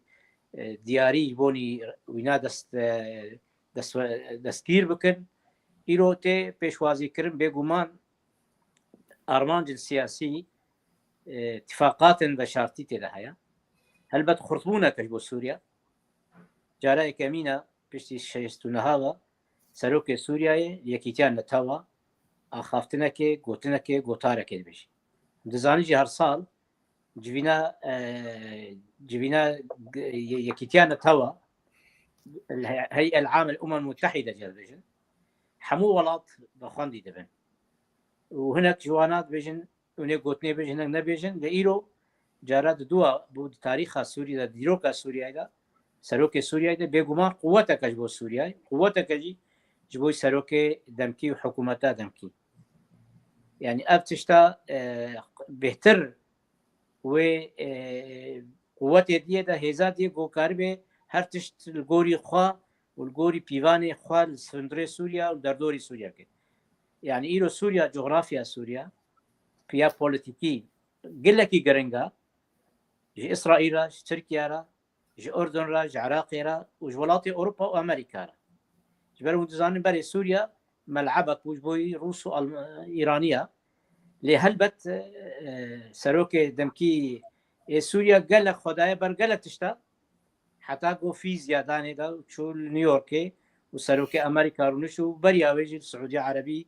قو بشتبانيا دولتي كان دافي بقوة وبهز دا قو سوريا بكشنن كيلك أخوش ناولا بيتركيا دخل لي أم دخوازن وكرد هلبت آرامي وبشر وبفشون خدمتا سوريا وتمامي كردي ما يعني أم دزانن برجوانديين خلقي ديتر البيشن بيشا برجواندية كردا وهري نمونا بربتشعب هرما كردستاني ورفراندومي وك شرعي وك داخوازيا قال لي كرد وديت أماديتجي چه برجواندين دولتا وچاوان إيريش وچاوا همو دردور لسر كردستاني بونيك هكر هيزا كردي وحكمتها جناب سروق مسعود برزاني نبا بيقومان وفرمانا كردان قال لك فراه خرطبانا أبانا دي ديار كرن إنه سياسته حق كردا بقوته بهيز تاني نكافية ويشاوا قاربن دوستاش خورشيكن وأمتكيجان جغرافيا سياسي دا جغرافيا كدندري دولتك تركيا إذا قلنا سوريا 700 كيلومتر بالسينوري سوريا إيمايا ودردوري ماجي بيشيا ماجي صفقات وتبادل واتفاقيات بيش باردي دبن داويج دماغ وأف دولات حبر جواندية خو بيك بينن وكردات بيش قوه بكن واتفاقيات حفتي بينجاجي بربتشعبو دماغو كيسنجر وصدام حسين وشاه إيراني الهبكرن لإيروجي أمريكا هكر بقوة بشتا كردان نقري ومددان الأمريكا جي وترامب ورجل الصفقات يعني داويجي يعني تشقى هزاتا العسكري جهابي وفشارين تركيا وفشارين بروسا اشتيتيه وريبالي باكا كاي الامراريه جي دخوازي بروسا كي وقت شاوا موديل الهندوري تركيا الهندوري سوريا جي بيك بيني حتى انها سوريا تركيا دستور تركيا دا پابند واعتراف ودابدان بدستورك وكرد ملتك 25 مليون تركيا دا نهاتي دامي دما في چاندي دا دما في برلماني دا حتى هاتي مشاندن هكر اف موديل ام ببطرسن وقال لك مطرسيها يا او موديل جي بيشاروجي الهندري كردستان سوريا لسوريا ما فيك چاندي تني الكردا بي يانجي چند وزير ياجي چند لشكر هناك الجهنة دا بينا بلافكرن مطرسي براسي بربشعبة قائرو دماغو سورياي دستورة كردي سوريا دا دستورة ما في قال كرد وكملت بيقومان بيك بي اوانا وي باندوري للباكور بكي والكردستان عراقي ريفك بوي سرخابوني وإيران جيش خوا بربشعبة شاركي بيشاروجي إيرو مفتاح كليتا شارع سريع دولتها كردي وما في قال كرد جباجاري قام شلو عفريني كوباني دستورة سوريا تدسبيت بله گلک سپاس از بین با میوان خواهدنه برای جوان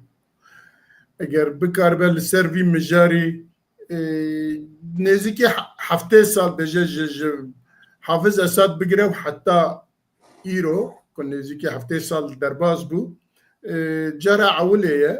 عوليه ويك ما مستعب عبد الباسيجي بعسكر جرى دوديايا كو سوريا وك دولات باشتاري جوينكي وهاد با ودروجكي وك ايرو دا كل الرجلات نافين تبلهويكي شركي كوبيجن نتوا و اتنسيتا و دولة زلهيز كو تمشاندن دولتكي كو من سوريا كو هيش تتشتكيوي زلال نينا و سروكي تاين كرنا و او سروك جي ايرو تبلي جبينا يكتيا دولة دبا وكي سروكي دولتكي اخافتنا خودكا تي بيشوازي كرن جبو سوريا البت جرنجا ل تشقصا جرنجا و دفردا جبو كردا تشقصا قالوا خطرياوي هي تنيا جنابته تشبيجه باش قالك سباس شو قبا يعني او باندورا او شو هي يعني بكنك مثلا وقت قالك دولة الويدك حاضرنا او دولة تبعي يعني وقت الويدك حاضر دبن او بخوا يعني تاثير اوي بكماني معنوي هي يعني اللي از باور دكم بلكي وشاشتيا بلكي اف وقت سروكي دمكي سوري انا دكوي بيتر او لرازي بونها جدرفت قره اللي هندر جبيرا دكه وبلكي بيسكادجي ماني زمان هندري سوري خرابيه بشتي 14 15 ساله ولاتكي قالكي خرابيه قال لك تعدلي هاتيه بتايبت بشتي او تشتغل برابي تشيبو قال دجي درزيات تشيبو انا دورتان وكرداده ملتي اف بيكاتيه سوري جهفدود ترسن يعني اف روشه هاني قال لك خراب وتاثير او هي مخابن وكما قلت تشوناوي نيويورك تاثير او هي لتاثير هري مزن اقوى سوري ابابك بيتر هندر يعني او باوريد اورتافيان فان بيكاتياده و او بيتر ابابك بيسكاد جماعاني زمان او تشتي قبويه براوك بمسالات يعني عملي حياه انا كليه تشتك ناي يعني نادخ يعني كرن انه او جير دبين مسالات بوسته او جير جرينج انه اف بيك هاتيانا جنوان رازي بك هاجر قال وكبي بين سر مساله البجارتنا جن بين سر اعلان الدستوري جن بين سر او مؤتمر الوطني او كونغري جيبو حمي تشتي جيبو نجي اشكره وكبي جي دور خستن تيد هي اشكره دور خستنا ملتي سوري تيد هي جبرلو جو اف حلاك قلكي خرابه وحلاك خطرجي غافا جي اف بيك هاتيانا بفي رنگي هاني دانوستان دن بوارد بنما خود بينن پرچاكن جوي مشروعي هاني پرچاكن جوي بروجكتا غا انا تشيد به جبرلو جي چقاسي تاثير اوي مثلا نيويورك باور دكم دمينه يعني استكوي هي زيدي ولو تنيه بيتر حمد دولتي عالمي جي يعني او جواكا ناف دولتي تمي انين زمان دبيجي ام نلقوتنا دنرن ام بيتر وك بيت تشدك ليدنرن جبرغو بتايبت مثلا احمد شرع بري جبهه النصره ابو روشك ويهبو خلق يعني بيتر وك بيت بنشا فاديه بتايبت تشتي شخوا بيشتي قوي وك بمثلا سلطه استلام كر تشتي بن سيكاويشي تشيبويه خرابه يعني او كشتنا اكشيبويه اف روشاق تشتي دجي وك بسوريا هاتي كرن نبجوكن وجبرلوجي او دانو ستاندنا بلكي وك ما تسبيك جي دغا توم باراك تسبيكا هاتو انا يعني بد برهفدو بچرنگي فكر و چه سرچ اساسي دانو ستاندنت جبدو جدايه فرنسي د تسبيك ده او بخون نبيربون انه سوري بدولتك لا مركزي دولتك يعني ننا فندي ايرورو جيجي اف وك بدولت دبينن انه السوري دبي ننا فندي يعني لا مركزي به بچرنگي باواد بمسلاك دن بس كار بيجي نرينك هفبش لجم خلقي چيبويه انه اف اداره هاني نكار خلقي بباريزه وشبرلوجي دبي حريك روشكوي او تايبتيكوي هبه وك انا شوت دي مثلا كونفرنسيه كردي انه دولتك فدراليه او لا مركزيه سياسيه او وك بيجي او حلا هري باشترين جروشا سوريا ودبيك لسرويده كيف سكنه وكم جوز دي ساعتين زمان مخابن بيتر او لجدربه نرن رازيبون اجدربه اللي هندرج بيرا كرنه ئێگوێ ئاوا بکن بێتر هەندڕ ینی هەگەر گشتەر ئەم بێژن 30 سەدی 40 سەدی پێویستە لێ بێتر کارم بێژ بکێمانی 5 و 6 سەدی دبێ هەندر لە هەفتوو بکە دبێ هەندر ji هەفتوو نەترسن بکار بن سووریەک نو و باش ئاوا بکەن. بله gelekî spas mamoste Elbaqi estên bate ava tiyatroye ya jî dewletên zilhêz ku dibêjin em çi bixwazin dikarin bikin û em ê bikin xelqê wê derê ji bo me ne giring e em çawa bêjin divê hûn jî wisa bikin û rabûn şer'a piştê heftê salî ku dewleta Sûriye heftê sal û cîkî wisa da nebû piştê heftê salî ku hê nebiye dewlet û bêjin ew kê wî jî katiye ku li bixwe dibêje katiye ji bo 4 salî hatiye wê wek serokê wî dewletî ku hê niha ne destûra wî heye ne siyaseta wî heye ne tu ew kek wî hiqûqî jî tune ku wan Sûriye bi heva girê de bi hemî neteweyê wî û radibin wî dibin New Yorkê ya û civîna yekîtiya milleta wek serokekî bêjin cînarê wan bêjin wek Erdogan û wek nizanim kî dibin wê dine axaftin diaxife û herkes jî gudarî dike belkî şeqşeq jî kirine jêra me wî nedît lê cenabê te çi dibêje gelkî şeqşeq jêr nekirin baş zanê gelî camêra bixwe çûna yani an neçûna şandina şerع بۆ نیویۆرکê gelek dest ketibûn meseleyê de ve gote jî anî ziman Tirkiya dewletên Erebî Siûdî Erebiya Qatar îmarat hemî ji Amerîka xwestibûn ji ber Amerîkayê ro nehişt ku serokê em bêjin Filistîniya were Newyorkê lê belê hişt goştin were Newyorkê wî serokî jî bixwe wana tayîn kirine wî jî wana tayîn kirine guman wa tayîn kiriye lê belê ez bawerim hêza dewletên Erebî ve gumanî ziman Siûdî Erebiya Qatar îmarat wekî dijî Tirkiya xwestin got şerع bibin wir da ku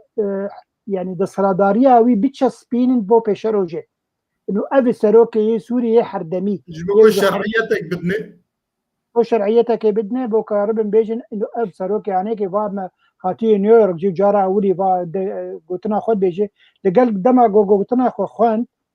di hindirê holê de kek Mîrza kesek tu nebû yani ji eslê bêjin 500 kesî 65 kes tu nebûn golê guhdar bikin kesekî jêr şevka nexiz gelekî lê belê tiştin hikûmeta Emerîkî tiştin cê xwestin ji wê û Şêbanî wezîrê wê ji derve got eger hûn va xalan pêk werînin em ê karibin bibin alîkar bi were em va xala pêk neynin hûn ê yani ew terît gelek heqûbat li ser yani ew cezê li ser Sûriya em ê ranekin wekî dijî em ê gelkî nebin alîkar bi were li vir ji ber çima dibêjin dema hûn karibin bi rastî xwe biçespînin em ê çaxê ew peymana navbera wê ji İsraîl jî em ê pêk werînin hûn ê bibin dewletek yani li gor cem me baş lê belê ew şeş xal sêhet xal bû wan xala jî ku em ji bo ew kê temaşevanê me bêjin dê baştir be ew bixwe şeş xal bûn kek Mîrza jê bêjin dibê destpêkê gerek ew Daişê di nav we de hûn êrîşî Daeş bikin li ku hebe divê ev hikûmeta katî Daeş li ku hebe û peyda bibin û bibin şerîkê me ve Esedê şerîkê wayê di gor şerê dijî Daeş divê hûn jî şerê dijî Daeş bikin ya diduwa divê mafê kêmnetewan li Sûrî pêk were û divê her kêmnetewek temsîla wa di hindirê muessesatê dewletê yani di wezaretê de di wezareta de diplomasiyetê de di perlemanê de xelkê wa hebin yani divê temsîla wa katiye wev jî gelkî zehmetê ji şerع her hevalanî ziman hepana pêkdanê ya diduwa divê yani ew dewletên hawîrdora Sûrî divê tu şer di nava çê nebibe û ser serê wa İsraîl yani divê tu aramiya parastina sînorê İsraîl bike wekî dijî Libnanê û Iraqê jî wekî Tirkî Asya divê tu carî hûn tu pera nede grûpên çekdar yê got li dijî bercewendiyên Amerîka li herêmê pêk tê yani ew grûpên heger em bêjin wek mesela Iraqê terît Hecd-i Şeعbî heye çê nabe grûpên pê bibin li dijî bercewendiyên Amerîka li herêmê a pênca divê ew çekdarên goşder ve hatine ketine Sûrî de دبيت تت وظيفتي ندوة أنجي وبقورين فقرين جيوا أبي قال لك زحمة الشرع رجوا في بيك ورينا ششا دبي فايلة ما في مروفان جد سبيكا جو أبدا صلاداري هاتي شام زفت كري حتى يرورو قال لك كشتن شيبويه دبي حركة سيجو كشتن كربه دبي محاسبة كرن بحرشة خالدما هات خوندن جشيباني الشرع ره وقول بيجن قال لكي بيتشيك بون جو مرقراني يعني بحر شش خالام يرورو بيك ورينن حتى قوم كاربن ببن هوالين هف دوسين هف جبو بيشاروجي ديمك أو تشونا چونك نسر كفتيبو چونك تشتك سر نخسن او جزيق يا قيصة ديقو سرواد نهاتن هلانين او چوناوا بقومانا من اري وك رنگ هكان بيجن وك رنگ شرعو كت چو نيويورك يقولتنك جبو سوريا قوت بلكي دسكفتنك جبو ويوك مروف هبه لبالي وو سوريا تشتك نهات كرين واف شش خالي هاجي بيجانا وبيشاروجي بيك ورينه حفاقو كاربه ببه ام بيجن ببه دولة بيشاروجي بله تشتكي دي جانين بون زمان جيرا قوتبون بري انا مدى سلاداري لمصر دا مرسي اريح اخوان مسلمين وبرادر مسلمان ابو جير بيجن بلي وقتها حكم خز دستي خوده حميد تشتن وقول بيجن دا سلاداري خز دستي هوالي خوده او خلك المصري بي نبون هبش يعني نبون افكاري ويدو حكومتي دي يرو راقهونجي وقت يعني هقان بيجن وقت جروبك اسلامي هون كاربن هكا هون كاربك اللي صار فيها وي ام في تجاري قجوا قبوناكن ما قومان ذكر امريكا واج شرع رقوتو ما قومان ذكر دما قو مدقو هكا لسوريا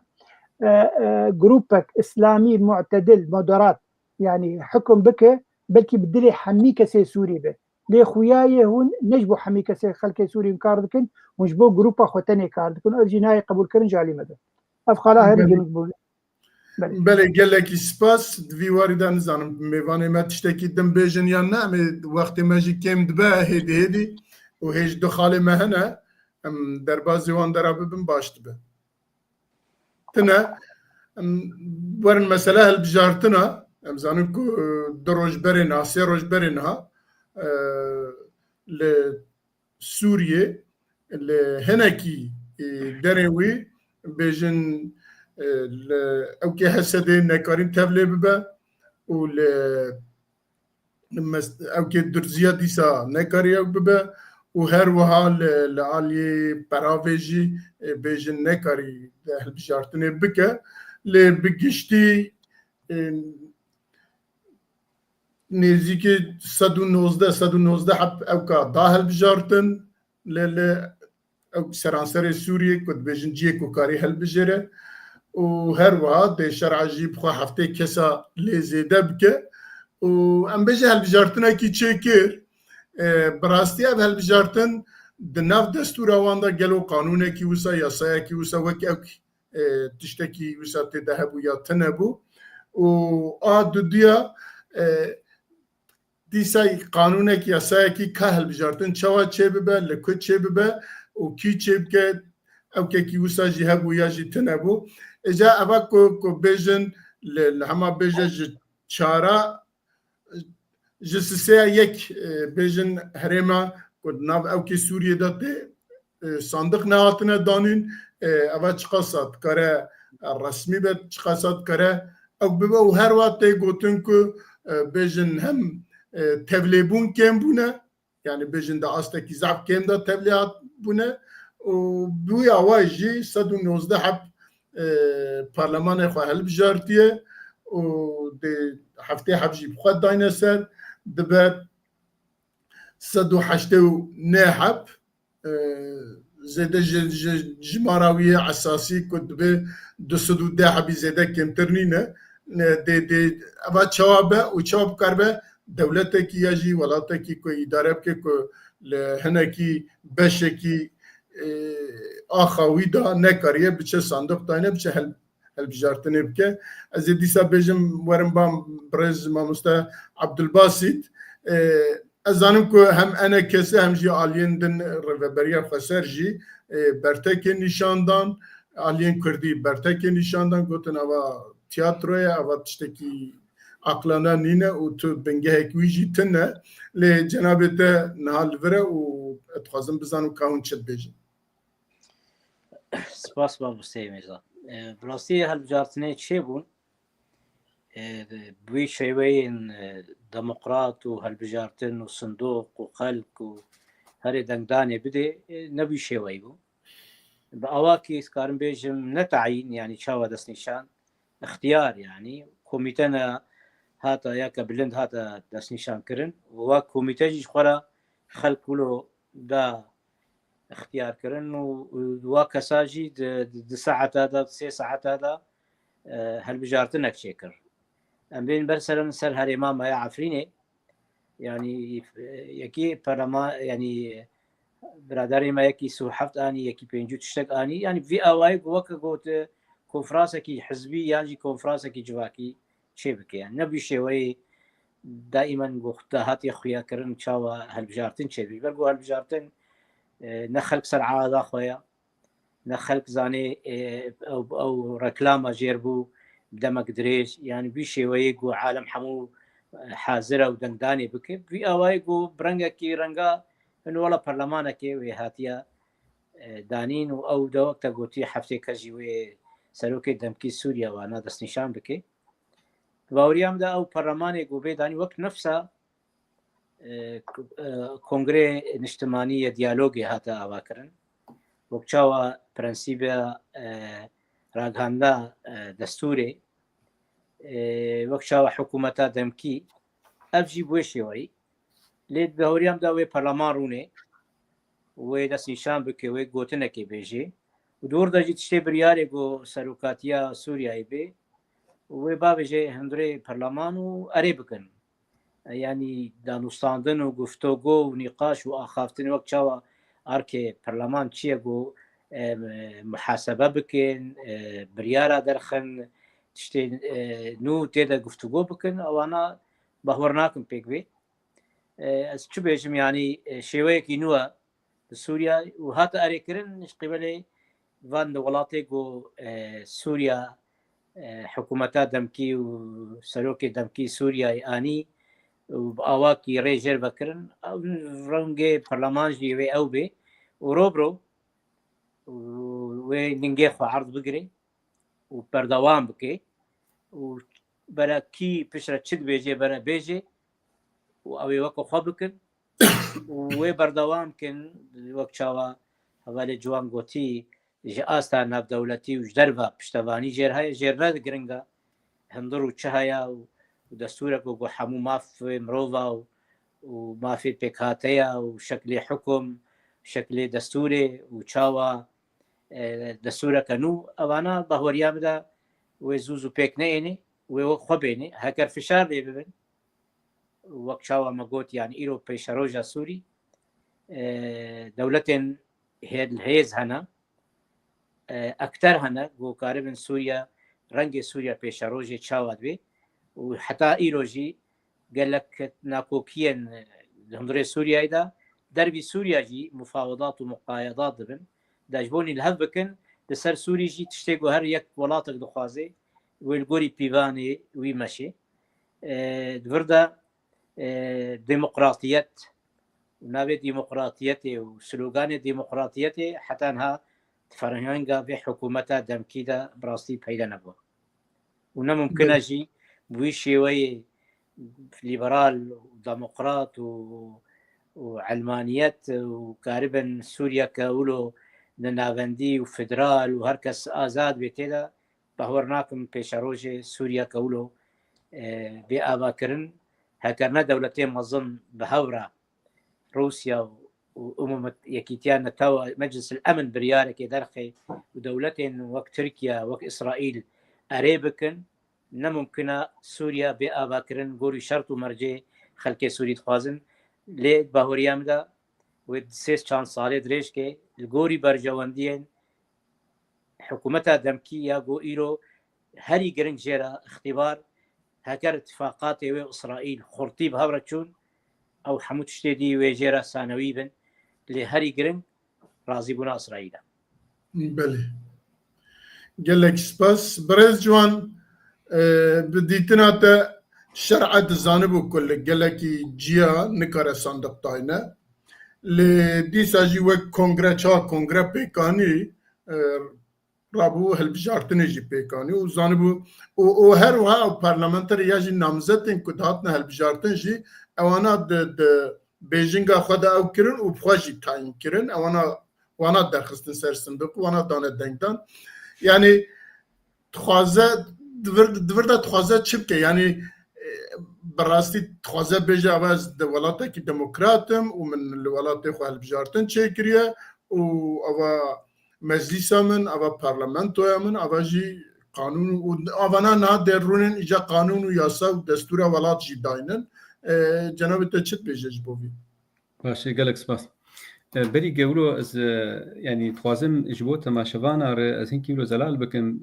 بچلو بو يعني اوك رنگي گوك به هلبجارتن چه بو اب اداره هاني چلو كريه او وك به اللجنه العليا للانتخابات چه كريه كوميتا بلند هلبجارتنا وان چه كريه وي كوميتا هاني جي الحر هرمكي ويجي كوميتا قد چه كريه كوميتا وك به اللجنه الفرعيه جيرد بيشن وك به اوي هرمه هاني اجاوانا جي شويه يعني هجمارك قلكي هندكجي يعني شو قاسي مروتي دفكر بلكي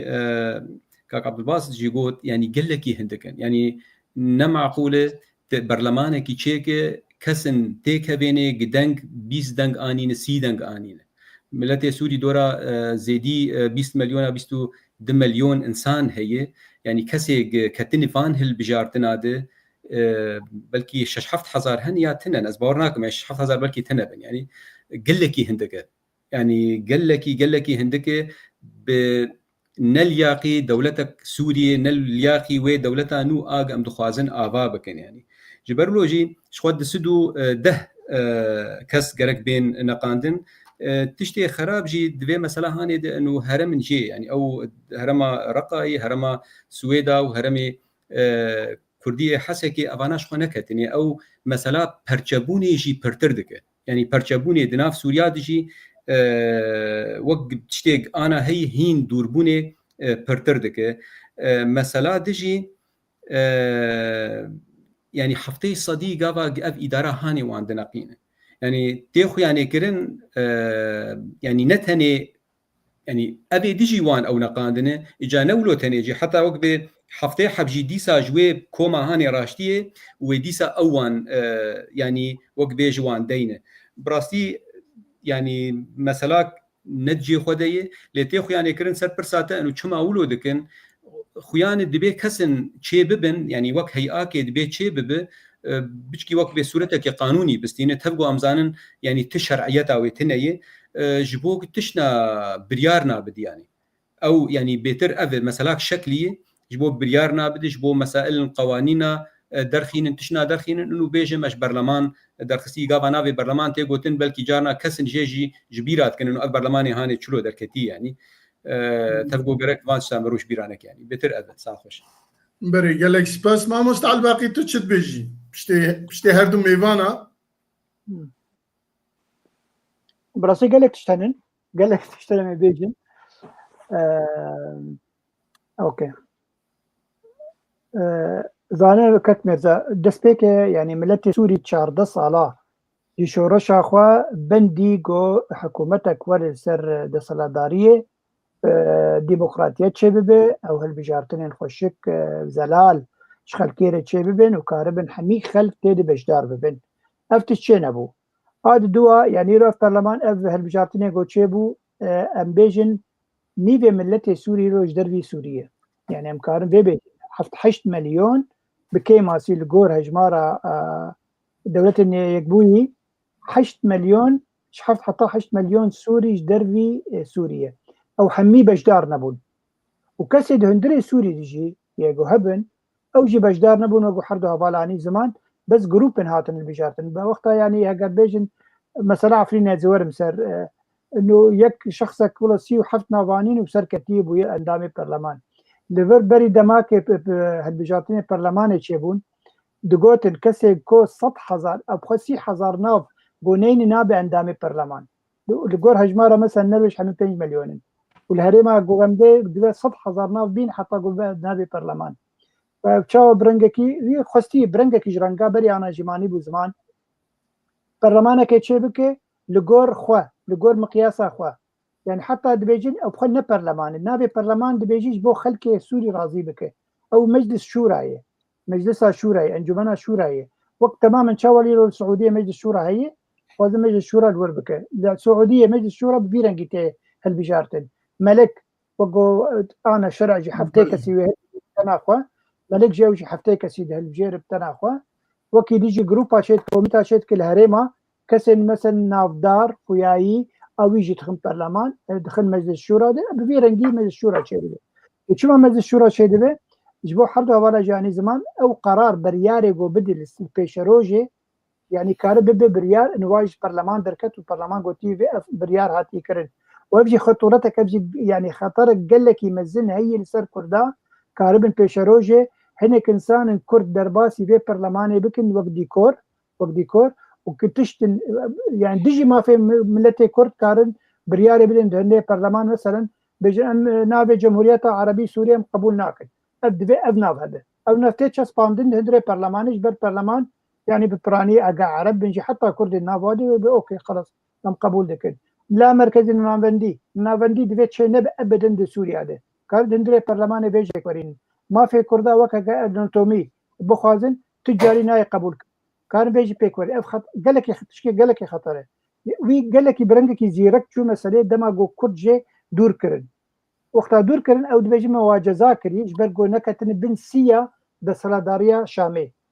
والمسألة عفريني هجر سيك السهاتن هالبجارتن براسيا بخسر كفتنك هجر عفريني يكي عرب درنك هذا سيك كرد تدر كيفن أو بخسر كفتنك وخلكي عفريني يعني الوقت بيجين دستي خج تفقرا كردي ششتن يعني بي خديمان خديه وإيلو رو أبدا سلاداريا كاتي للشامية أو درفدا وخصن هالبجارتني وحرسي كس دركتن يعني نين رولا أنا كسين العفريني تنا أطاكا بيجن دبقوا رولا كواي هجا بن ماصي هذا هشتن أبدن بيجين واكور داجي دبقوا هذا دستن أجنب ريفابريا خصوصا ذاتن تنية فمجبور مان يعني أو كستيكا من هالبجارتني ده وقريبا يكي سريكاني يجي هالبجيرن يكي كرد يكي عرب يجي شركسمه بواي تمثيل افا مهربا كرديجي اللي سريكاني يجي وقتنا مده وتينين زمان سرك راقه عندنا عربي تينين زمان تبي اما كاريبو حتى ايرورو او حفتي كسي دستي شرعي او هالبجيره كارد ده كردابينه جوا كسي انه اجنبيجن كسي سربو خبه انجي دربي تفقرات سياسي وان حتى دري تفقرات سياسي دي كارو بين بك واي كرجي تفسير كرداد كن واي حف ده كسن 15 كسن دندري برلمان ده ليه بلي جرك ام تفقرة سياسي كردي قال لك الشيار بن في مسألة كسي جو تمثيل كردا بك دندري في برلمان اگر ام بيجن ام بفي نبي نقول كك عبد الباسط قلت يعني كارب بب برلمان بب برلمانك حردمي الشرع بب سلوكك حردمي جبر وقتها ببينه يعني اف دولة تنزل هيز انجي دولة العرب قال لك بيشتفانيه ويدي كل كارب منه ويادو او هوالا ما جوهر ممو تشتكي بالكيش قلت جو بيدنجيك اجتباء دولة أوروبية كان بيجن نهاد كرم دما جو أبهل بشارتن شيبون حتى هالبيفين كرم بكك ميرزا بكسكي باليوس خانة ألماني لهندري شامي جو أفنرينا تلسربا هالبشارتنا شي جو قابك باشا كاربي هيدي أف دولة لسب نجي خب سكنه يعني حتى نرينا ألمانا درباري حردو هوالي من ألمانيا أدمينن يرقازناش حكومة ألمانية بك إنه هالبجاتن نراس تقينبون قالك بيشتفانيا ونيكرن ليه بلي حتى النرويجي لفرجي لسر مديا خد بيجين قابك باشا بلكي كارب بيشروجا سوري هيدي باشتر ببه قابك كاتيه ليه بلي كار هالبجارتن جارا بي برقكي باشتر هبه شعب دير أوروبي كاربن شعب دير بكن بلكك بله گلک سپاس ما خالك مايا و 15 دقيقة مايا دفهم ويجي لسر باخفن مثلا ججنا نوروزك سوريا باش الشرعة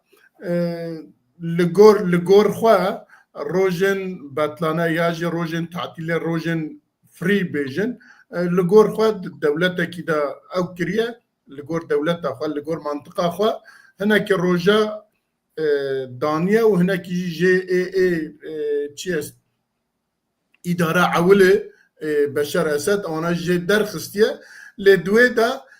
تلت نري حمي وان خالن كدانية لسر منطقة كي إسلاميست سني تشكرية وكي دن تشتكي دن لقور نتوا كم نتوا أولندن دينندن لقور وانا تشتكي دن تنتي دا ويجي جوانا كو حتى أنا حمي آليين كردي كو برتك نشان دانه مثلا نوروزه لخنج نوروزه قالك تشتي دنجي هي كو مرفت كارل سرباخ فدوان خالدا درزياجي و بيجن خريستياناجي ونوالجي ونظام تشجي وانا جي حمي قد البرتشافي خو نغرتيا لغور خو سيستم كي تشيكري وسا روجن تعطيل روجن بطلانه دانيه اما يكسر ام بيجي هر يك جمع 2 دقيقه 3 دقيقه باخ باشت به مانوستا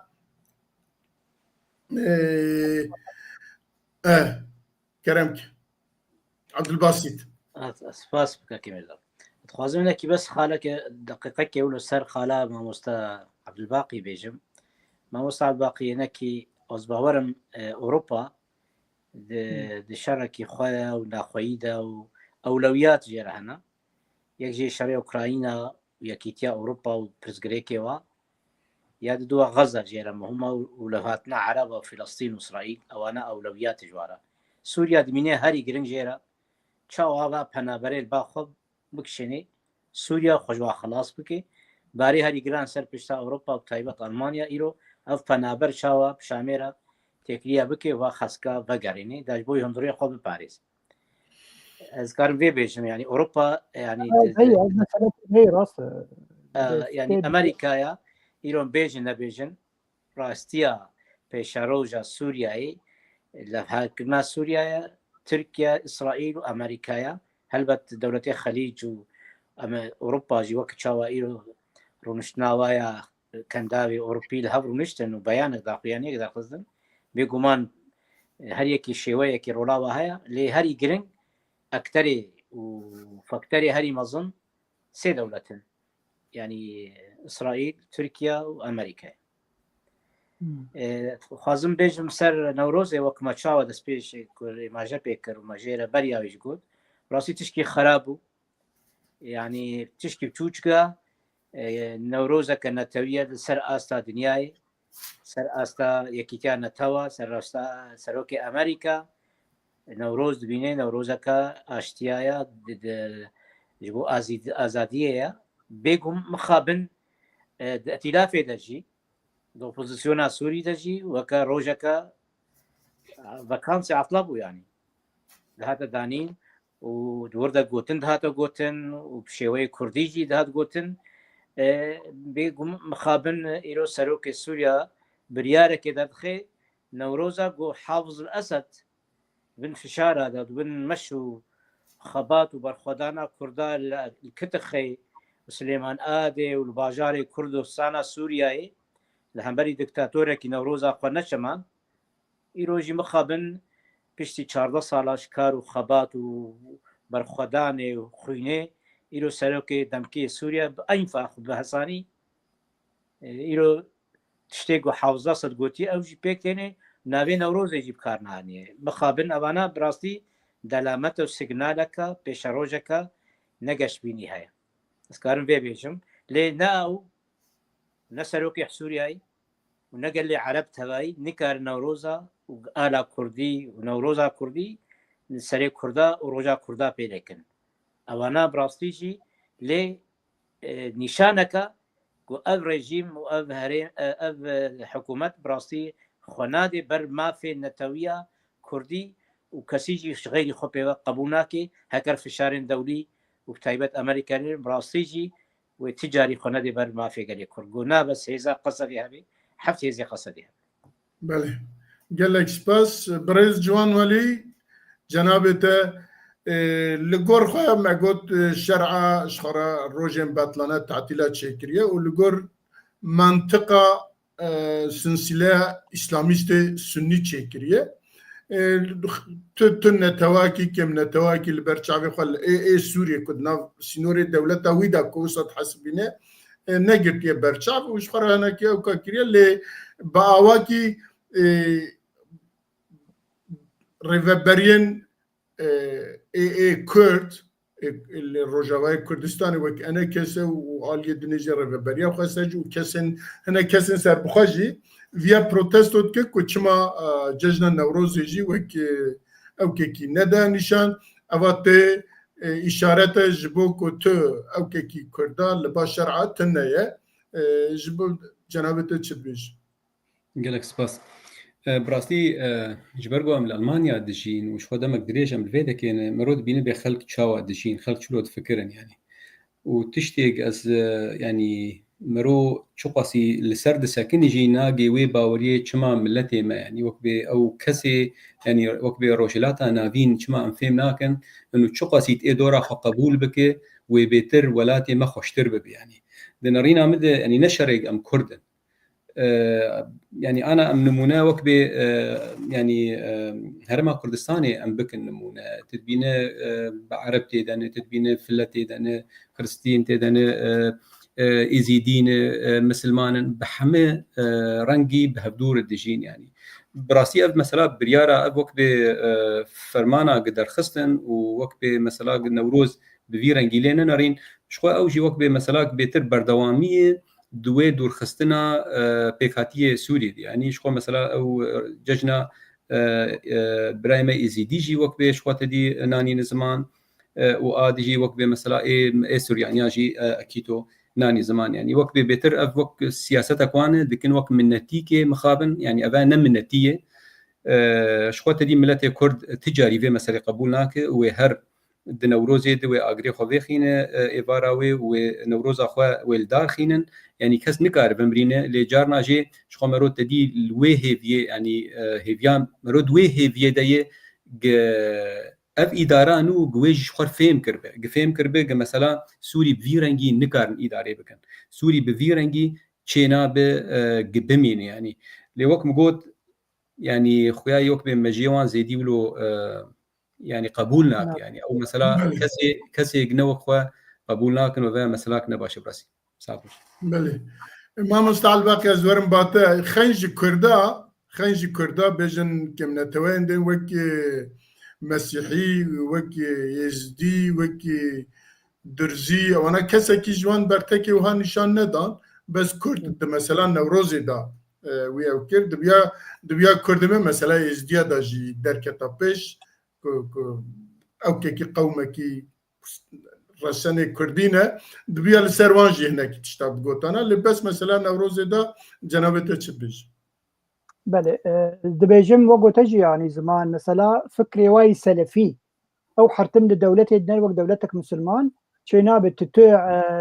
تعطيلات شبكه عيدي خوي مثلا عيدا قرباني عيدا روجيه يعني بفيرنجي او لفي هزريد نرن نوروزي نرن وقبا دكتور جمعاجي بيجي انه ابن عيد ججنك كفراي كسن كافرنا